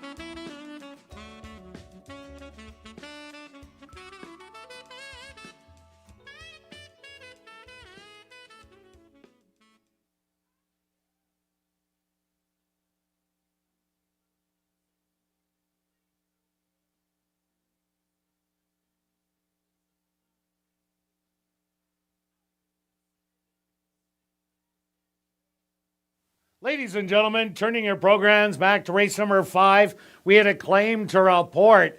Claim for $5,000 was your race winner, number 1, Run Judy Run, claimed by J. Goy Racing, trainer Tiffany Husbands.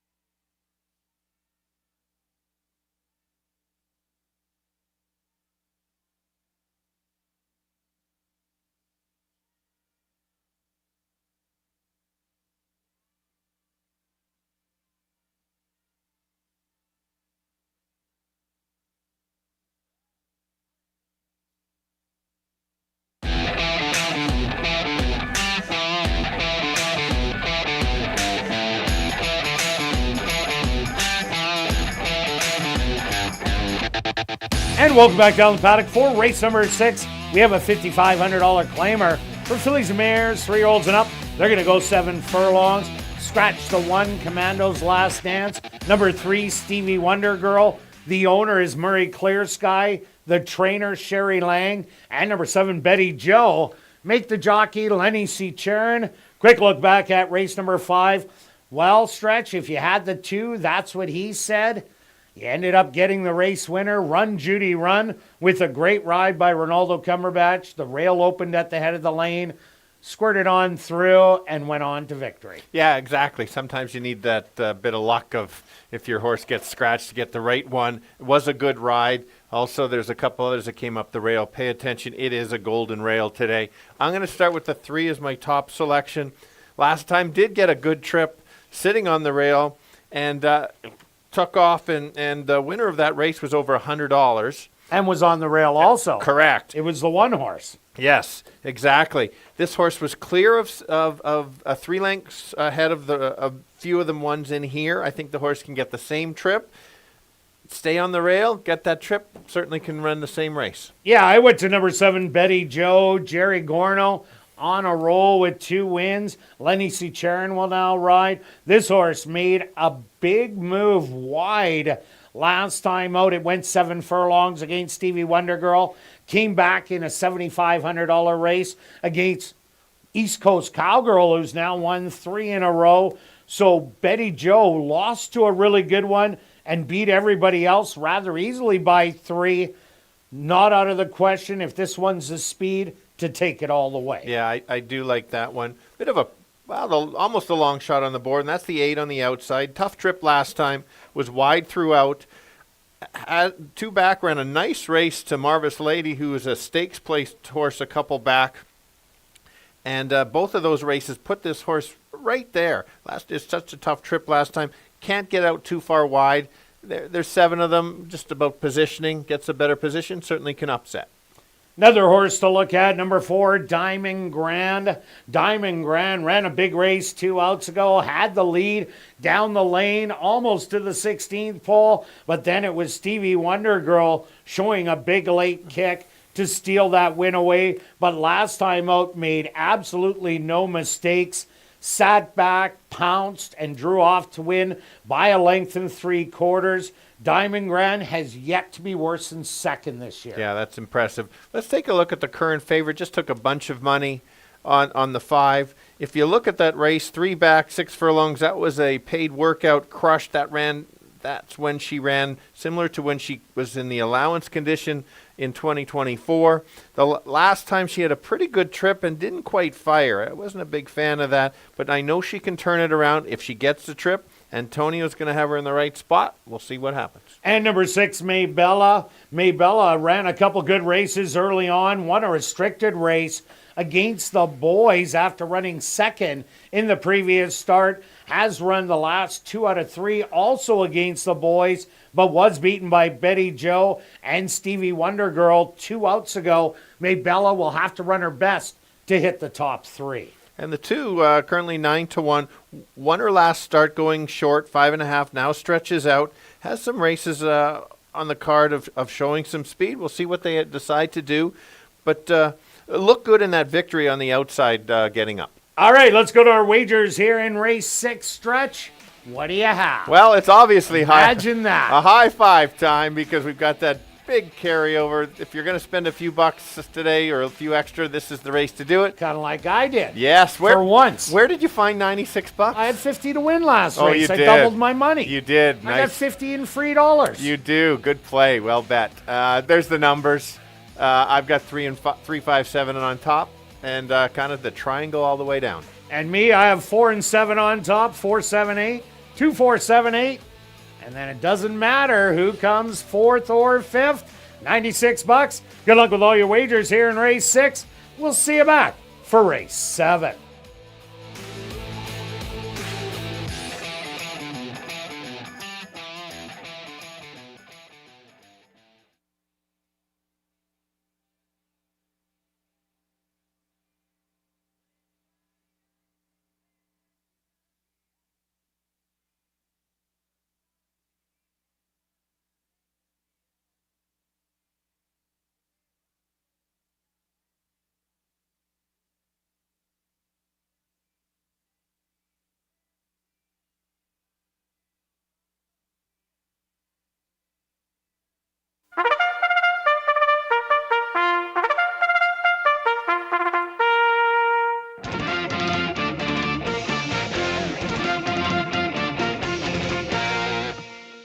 The horses on the track for race number 6. They're going to go 7 furlongs for $13,200. Number 1, Commando's Last Dance, was scratched. Number 2 is Compressed Energy, owned by Arneson Farms, Drop-In Racing, and Parker Wallette, trained by Steve Kepplin Jr. with Sven Balrout. Number 3 is Stevie Wonder Girl, owned by Murray Claire Sky, trained by Sherry Lang with Dario Dalrymple. Number 4 is Diamond Grand, owned by Madison Turk and Wendy Anderson, trained by Wendy Anderson with Demario Bino. Number 5 is Sharp Likeness, owned by King Couture and Sharon Newell, trained by Jared Brown with Antonio Whitehall. Number 6 is Maybella, owned by TP Racing, trained by Maria Stanford with Matthew Bennett. Number 7 is Betty Joe, owned by Henry Witt Jr., trained by Jerry Gorno with Lenny C. Charon. Rounding out the field is number 8, Warren's Memorable, owned by Pan Am Racing, trained by Lauren Fraser with Roger Hewitt. Classic high five wagering with that carryover of $22,000. They'll go to post in approximately 4 minutes.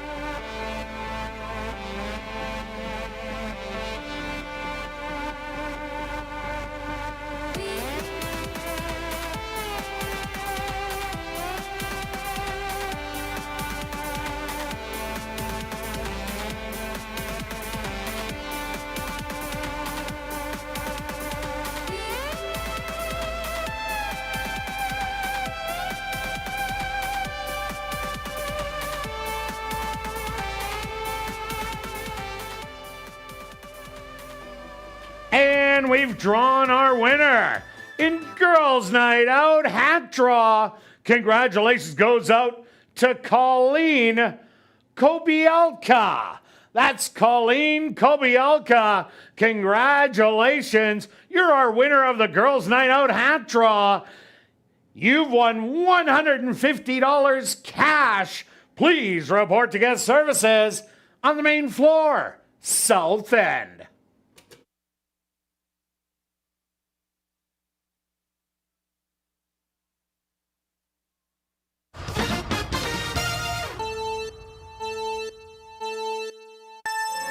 The girls going 7 furlongs in another competitive mid-claiming race.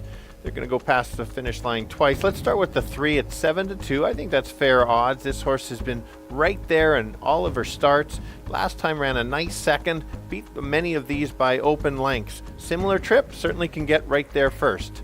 The 7 horse is so game. She's always trying so hard. Last time she had a tough trip on the outside, just lost to a slightly better horse. I thought she was the best in the race. How about a big long shot on the outside, the 8? This horse has the ability to go to lead, also sit just off, needs to get positioning, certainly can win this race at the 13-1. Let's go 3, 7, and 8. Kirt. Yeah, stretch. I went to number 7, Betty Joe, a big race 2 outs ago. Battled on the front end, only to run third, beaten by number 3, Stevie Wonder Girl. But it was a comeback race that was even better, losing to East Coast Cowgirl by less than a length. You get a hot trainer who's already won 2 tonight. Number 4, Diamond Grand, running well right now. 4 starts, a win in 3 seconds.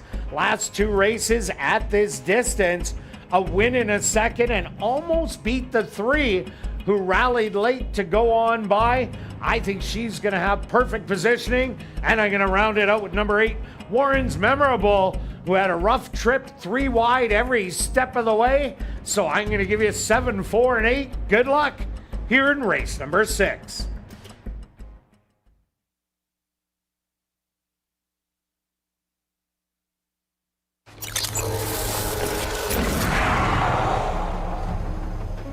It's now 2 minutes to post time at ASD.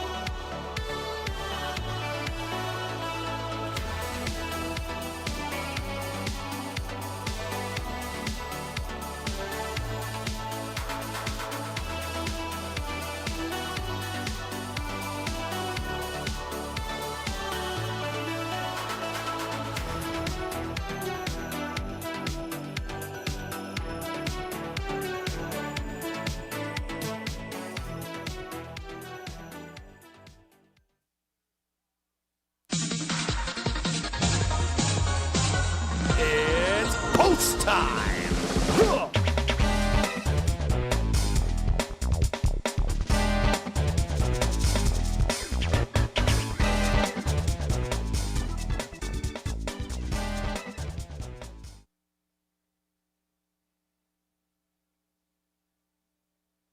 Yeah, we'll lead the field into the starting gate.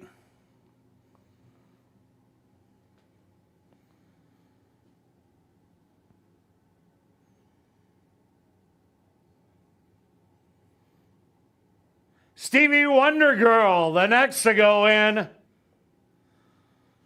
Here comes Diamond Grand.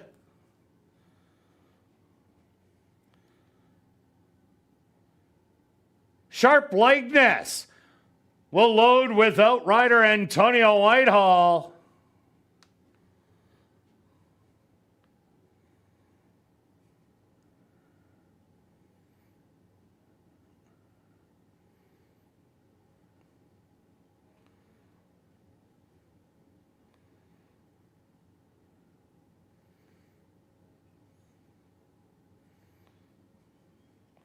Antonio Whitehall ready to climb back aboard. Maybella set to go in. 2 left to load. Betty Joe, the current 9-5 favorite. And now just waiting on Warren's Memorable. Sharp Likeness, fractious in the gate, now settled. They're at the post.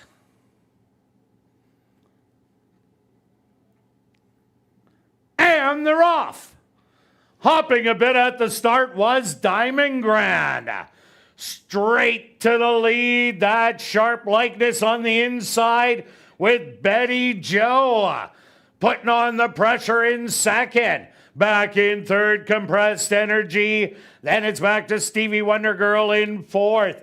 3 wide, Maybella, then Diamond Grand, and the early trailer, Warren's Memorable. But it's Sharp Likeness, speeding up, and with the lead by a half a length, Betty Joe Relentless on the outside, and now looks her in the eye. They've opened up 5 on Compressed Energy.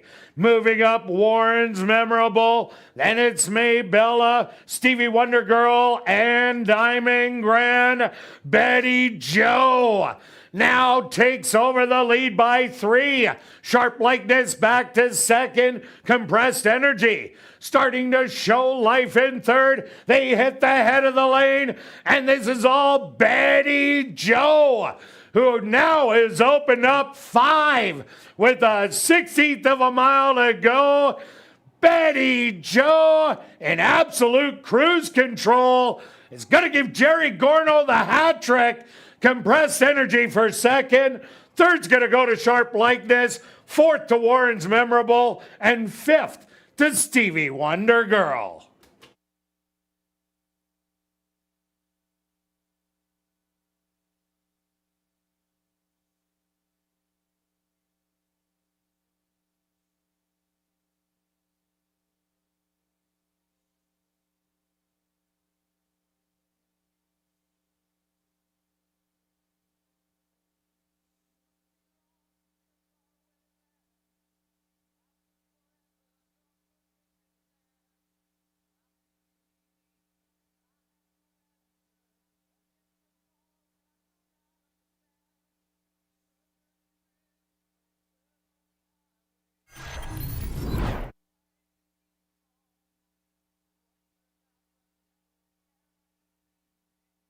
The Stewarts are posted number 7, Betty Joe, as your race winner. Second goes to number 2, Compressed Energy. Third to number 5, Sharp Likeness. Fourth to number 8, Warren's Memorable. And fifth, number 3, Stevie Wonder Girl.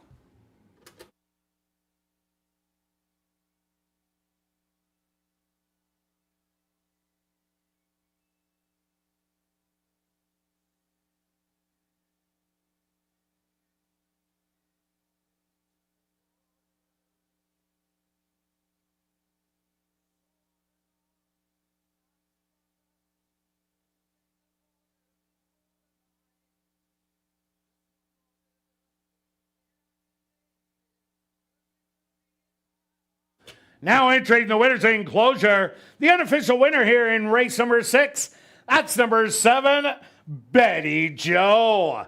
Betty Joe is just a mare, 5 years old, by Danza. Out of the mare, Dandy, by Tail of the Cat. Owned by Henry Witt Jr., trained by Jerry Gorno, and ridden to victory by Lenny C. Charon. Congratulations goes out to trainer Jerry Gorno, who scores the hat trick. 3 wins for trainer Jerry Gorno.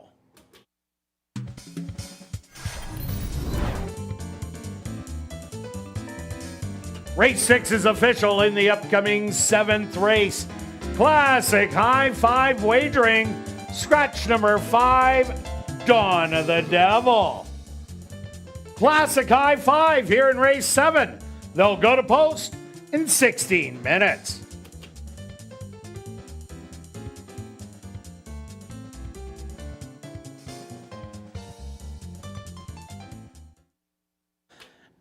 And ladies and gentlemen, we've drawn our next lucky winner in the Girls' Night Out cash draw. Congratulations goes out to Gabby Bacon. That's Gabby Bacon. Congratulations. You've won $100 cash. Please report to guest services on the main floor, South End.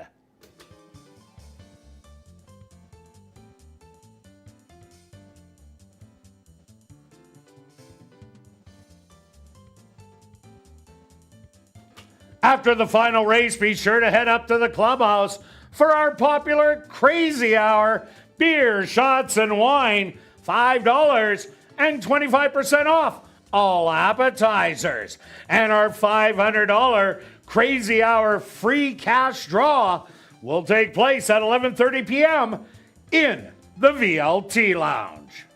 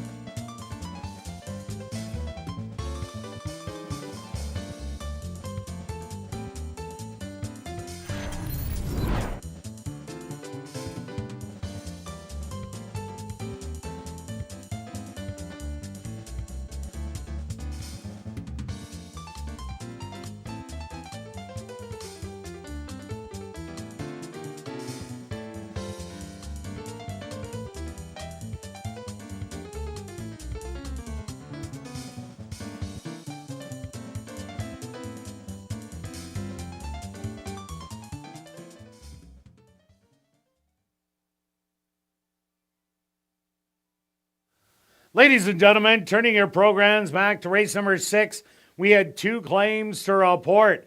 First off, claim for $5,500 was number 3, Stevie Wonder Girl, claimed by Hardball Stable, trainer Stephen Gaskin. Also claimed for $5,500 was your race winner, number 7, Betty Joe, claimed by King Couture and Sharon Newell, trainer Jared Brown.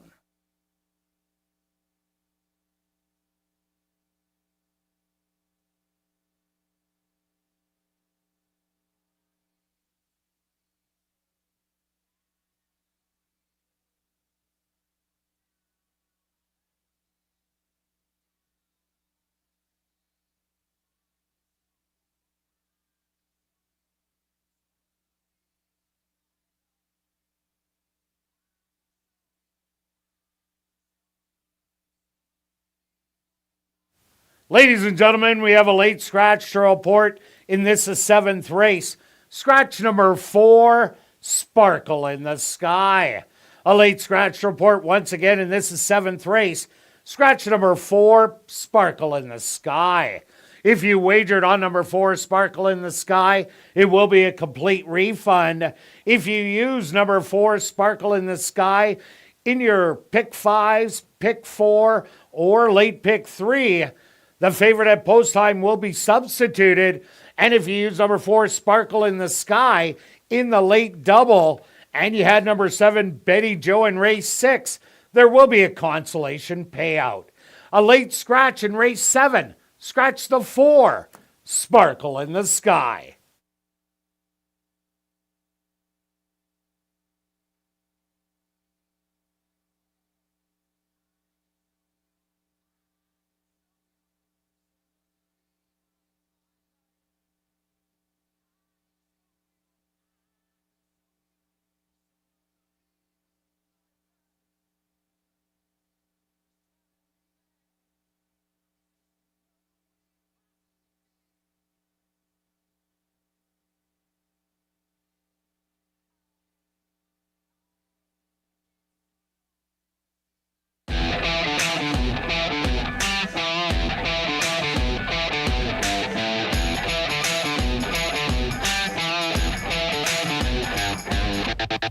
And welcome back down the paddock for race number 7. This is our $5,000 claimer for fillies, mares 3 and up that are non-2 lifers. They're going to go 5.5 furlongs. Scratch the 4, Sparkle in the Sky. Scratch the 5, Dawn of the Devil. Quick look back at race number 6. Well, it was a bit of a match race early on as Sharp Likeness and Betty Joe were banging it out. But Betty Joe was definitely much the best in the end. Yeah, she was. She's been running so well. It was just a matter of time to get another win.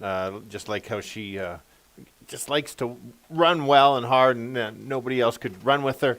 So we are closing out a fun week. We had the Manitoba Derby on the Monday, and just big payouts throughout. We got some nice payouts coming home to finish off the pick 5 and the pick 4. Just a matter of if you're alive. You are alive because you've got a $2 one going. $2 one to the 3 and 7. Very nice. Good capping on that. So let's start. Let's start with the 3 horse is my top selection, and she looks ready to go in the stall there. Last race, you've got to decide to cross that race completely out and just say this is a bad day. And if you can do that, you look at those other previous races. Very good races. One handily over almost 3 lengths as a big favorite. The time before, lost to another horse in here. But I think this horse does have the ability, drops right to the bottom. Trainer's just trying to find a win, and maybe he thinks this is the spot for her. Yeah, also look at number 7, Waiting by the Nile, the one that did beat Art Nouveau. That was quite some time ago, early on in May. Waiting by the Nile since then. They've been trying to raid off the pace and run at the lead, but that really hasn't worked out too well. So they dropped from allowance down to 5,000. I'm expecting this horse to go right to the lead and play catch me if he can. Yeah, that's all day. It's kind of basically been that, be close to the pace. Let's take a look at the 6. I like how she's running. This has been her level. She finishes with a nice turn of foot late. I liked how she's run the last couple races. Bit of trouble last time and still managed to get up there. Again, maybe up against it a little bit because it's been speed holding, but she's running well enough to at least be in the money. Oh, she tries every time, Yeah. and both those horses that she ran against last time out have come back to win. Number 1, Sporting Star. This one went to the front end, then had horses all around, and then decided to go exit stage right and blew the turn and was out of the race. And that's the reason beaten 93. That's no indication of how this horse can run with that speed. Javanil Patterson, while he hasn't had many mounts since he's been back, he had one yesterday. He won. He won on his first mount today. So he is a hot jockey right now. You got to look at the one at 6-1. Yeah, absolutely. Let's go to the outside, the 12-1, or the 8 horse at 12-1. Took the blinkers off last time. Closed some ground a little bit. Then comes with a workout on July 22nd. I like that. I think maybe this horse is a good horse to include in your try or your super. It's a nice long shot. There's a few reasons why you want to include this long shot. And number 2, Just for Charlotte, making the first start of 2025. Does have a couple workouts under the belt, a 3 furlong and another one, a half mile in 50 and 4. This one doesn't mind going 5.5 furlongs, but I wanted to see at least one start under the belt before she starts showing her best. All right, let's go to our wagers here in race 7 stretch. What do you have? Well, I like playing this once in a while. $1 try, 367, 367, and bring in a long shot for third. I have all, but I'm hoping for a longer shot there. All right, and I'm taking the 7 on top, 3-6 for second with 1, 3, 6, and 8. A $1 try, $6. I got a $5 one for 30. Good luck with all your wagers here in race 7, and we'll see you back Tuesday, 6:45 Central for ASD Live.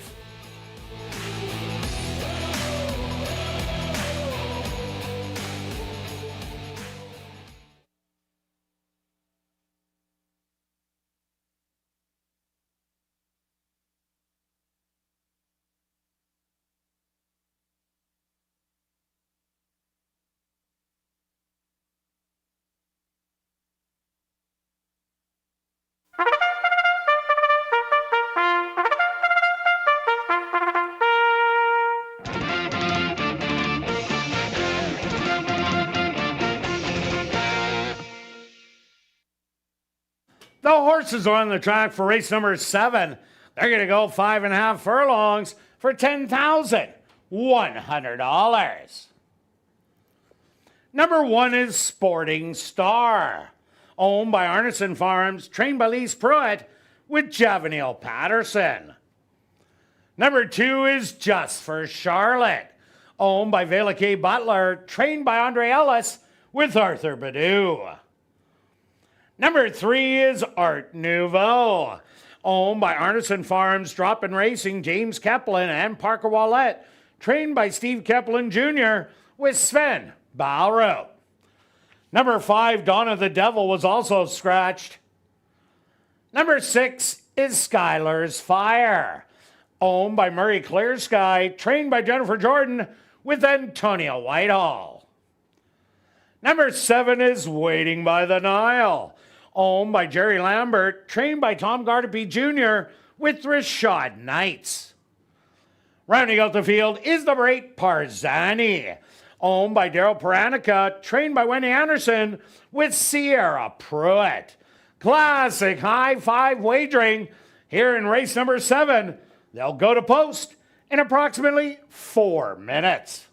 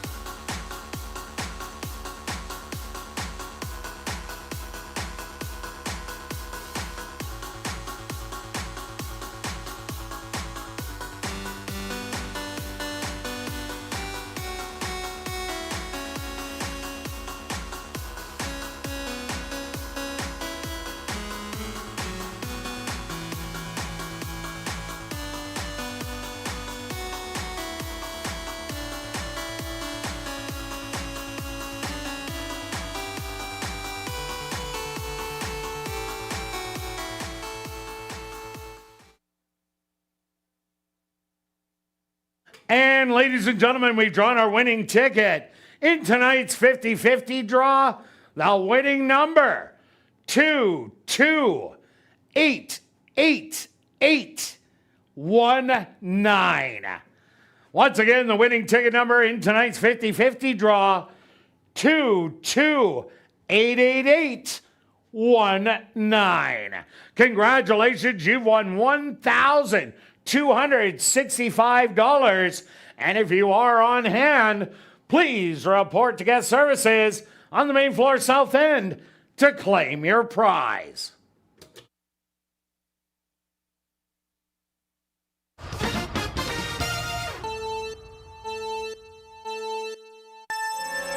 The girls close out the 3-day week going 5.5, most of them looking for their second lifetime win. I'm going to start with the 3-horse. She is dropping in class big time. It's just a matter of if she can run back to the races 2 and 3 back.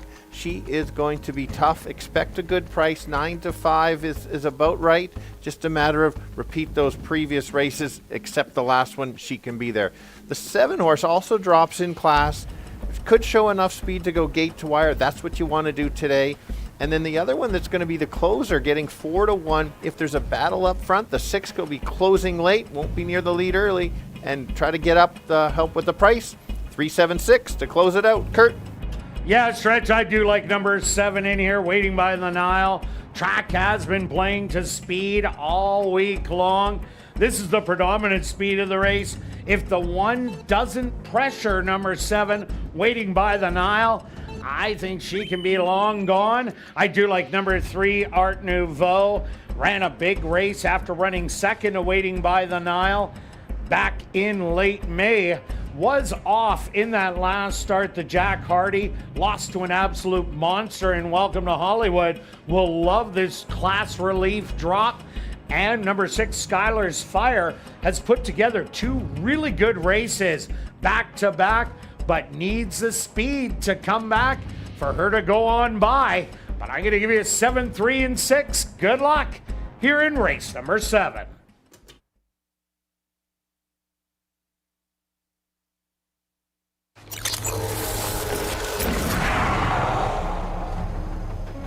It's now 2 minutes to post time at ASD.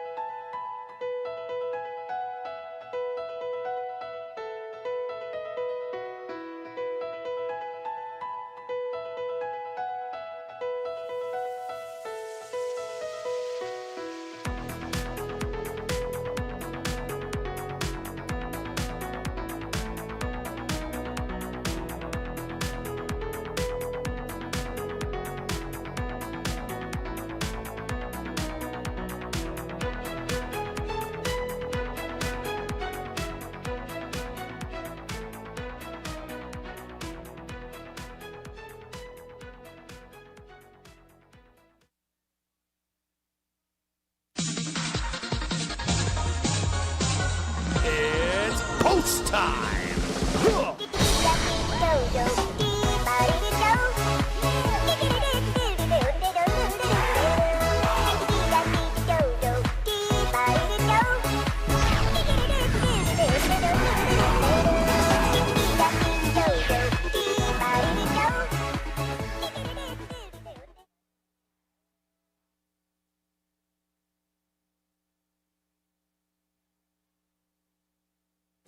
Just for Charlotte will lead the field in for the nightcap.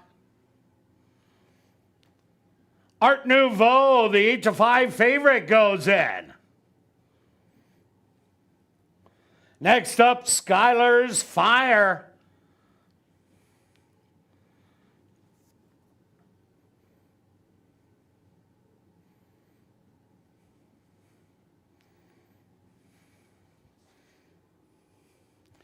Skylar's Fire will load without jockey Antonio Whitehall.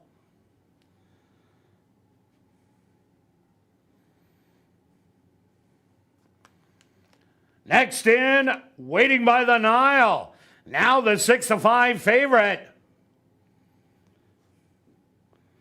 2 left to load, Parzani.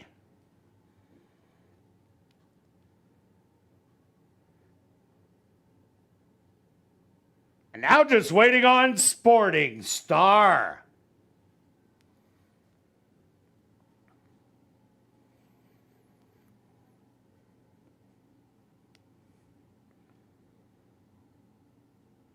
The field is set. They're at the post.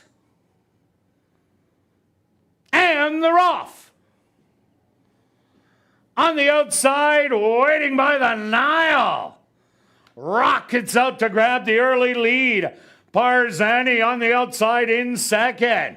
Sporting Star, hard ridden to be up close in third. Then it's Skylar's Fire, Art Nouveau. And Just for Charlotte, the early trailer. Waiting by the Nile cuts the opening quarter in 24 seconds and has a lead by 3. Moving up, Skylar's Fire in second. Art Nouveau has found her legs and she's starting to roll on the outside. They hit the head of the lane and it's Waiting by the Nile with the lead by 6. Skylar's Fire trying to eat into it, and Parzani on the inside. Art Nouveau, a 16th of a mile to go. Waiting by the Nile is gonna win easy by 3. Art Nouveau in second. Third's gonna go to Parzani. Fourth to Skylar's Fire, and fifth to Just for Charlotte.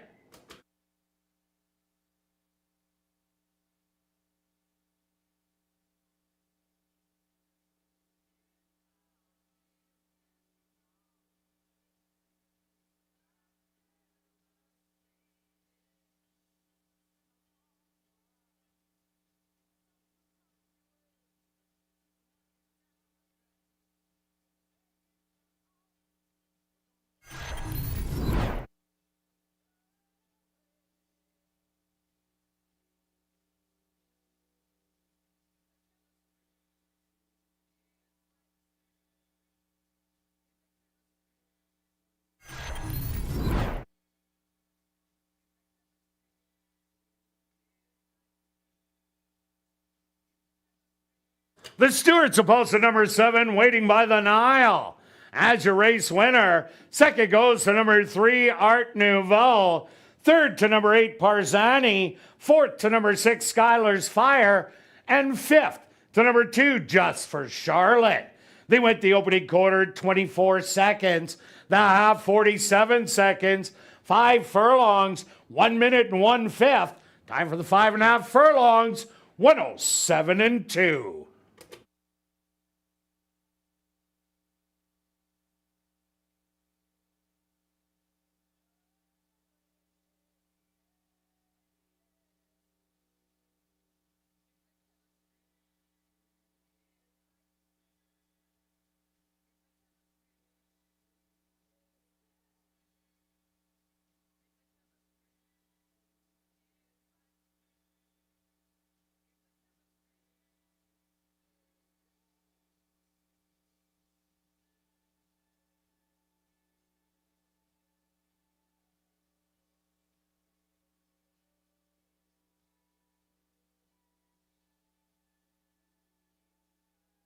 Now in the winner's enclosure, the official winner here in race number 7, that's number 7, Waiting by the Nile. Waiting by the Nile is a Grey Rome filly, 3 years old, by Cairo Prince. Out of the Mare, the one we waited for, by Creative Cause. Owned by Jerry Lambert, trained by Tom Gardaby Jr., and ridden to victory by Rashad Knights. Time for the 5.5 furlongs, 107-2.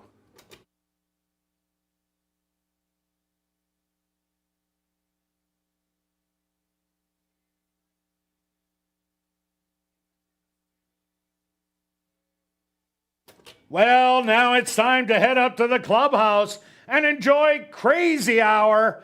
Beer, wine, and shots, $5 and 25% off all appetizers. Plus a free $500 cash draw will take place at 11:30 p.m. in the VLT Lounge. Also, don't forget, live racing resumes next Tuesday and Wednesday at 7:30. We'll see you then.